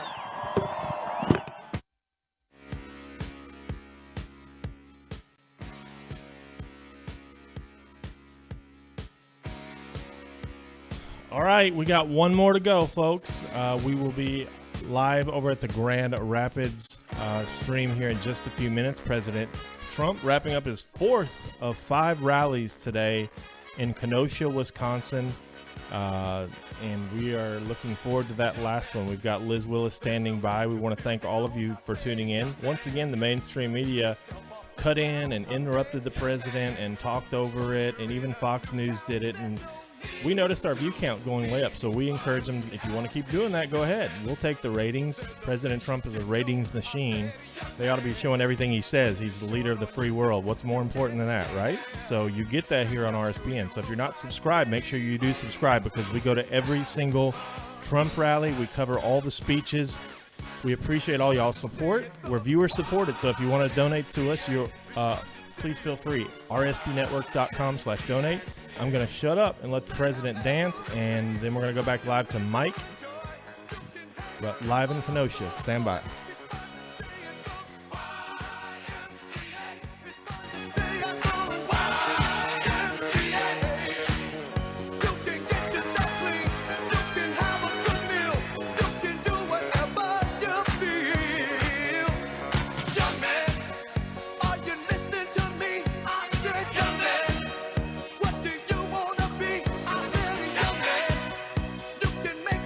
In Kenosha, Wisconsin, and man, was it a show.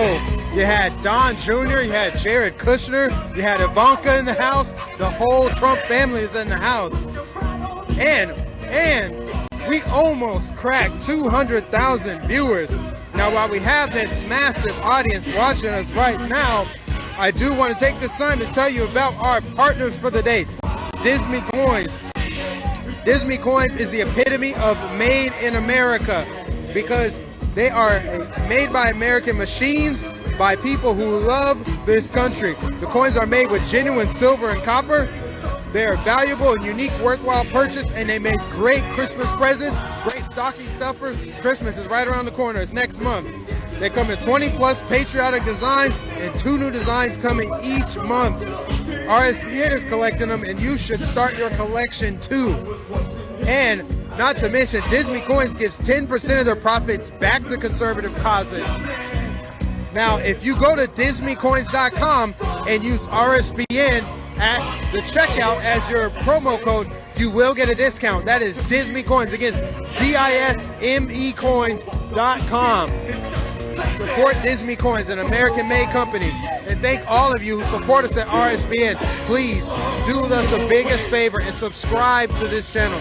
We have been doing this since 2015, showing you President Trump's crowds, showing you everything, start to finish, with no interruptions, none of the nonsense, just the truth. Which President Trump's peaceful protests are amazing, full of proud, patriotic Americans from all walks of life that love the president, love freedom, love God, love their country. We're showing you that with no shame. So support this independent media movement at Right Side Broadcasting. You can support us by going to our website, rsbnetwork.com/donate, or you can mail a check to our physical address, 1550 Opelika Road, Suite 6, Box 344, Auburn, Alabama, 36830. Now I'm going to read a few super chats. And I'm going to hand it over to Chiz Maga, and he's going to wrap it up for us. Let's start with My 2 Cents. Said, I bought a Donald Trump AK-47. It's awesome. Man, let's look at these fans over here. Look at all these patriots over here. Love it. I'll get to the super chats in a second, but I'm over here distracted by the crowd. They love us here at RSBN because they know that they have an ally in the media. We're the only pro-Trump network that's going to show you everything start to finish. How you doing, ma'am? God bless you. God bless. Hey, God bless. Make America great again. Make America great again. That's what we're going to do. We're going to win this fight tomorrow because that's the only choice we have. I'm sorry, but my freedom is non-negotiable, and Joe Biden and these Democrats aren't taking it from me. Thank you. We love you. Thank you. They're saying we love you. You are number 1. We love you. Thank you. Look, we got a nice picture over here. 4 more years. 4 more years. 4 more years. 4 more years. You guys see that? You see that? We got fans up in here. Real news. Real news.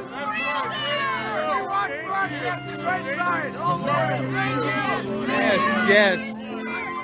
4 more years. Can we get a 4 more years, chat? 4 more years. 4 more years. 4 more years. 4 more years. 4 more years. 4 more years. And ladies and gentlemen, we're going to need to wrap, unfortunately, because I could show you this all night because it's exciting. But we do need to wrap because we have to send it over to Lansing, Michigan, where President Trump will be wrapping up. So from us here in Kenosha, Wisconsin, God bless you. God bless President Trump. Let's make America great again. We're going to win this election tomorrow. 4 more years. God bless you. Good night. All right, thank you so much, Mike. For those of you watching the Kenosha stream, we're going to migrate on over to the Grand Rapids rally stream. So if you're watching it, it will end soon. Same thing with Facebook and Periscope, but we will create new streams on YouTube. We are actually already live on the Grand Rapids stream, so join us over there. We're live right now. We expect a huge crowd there in Grand Rapids to close out the 2020 campaign season for President Trump. And this is actually the same location, not location per se, but the same city that he held his last campaign rally in 2016. I believe we were there. So anyway, thank you all so much for watching, for helping us to break another record tonight. God bless. See you over in Grand Rapids.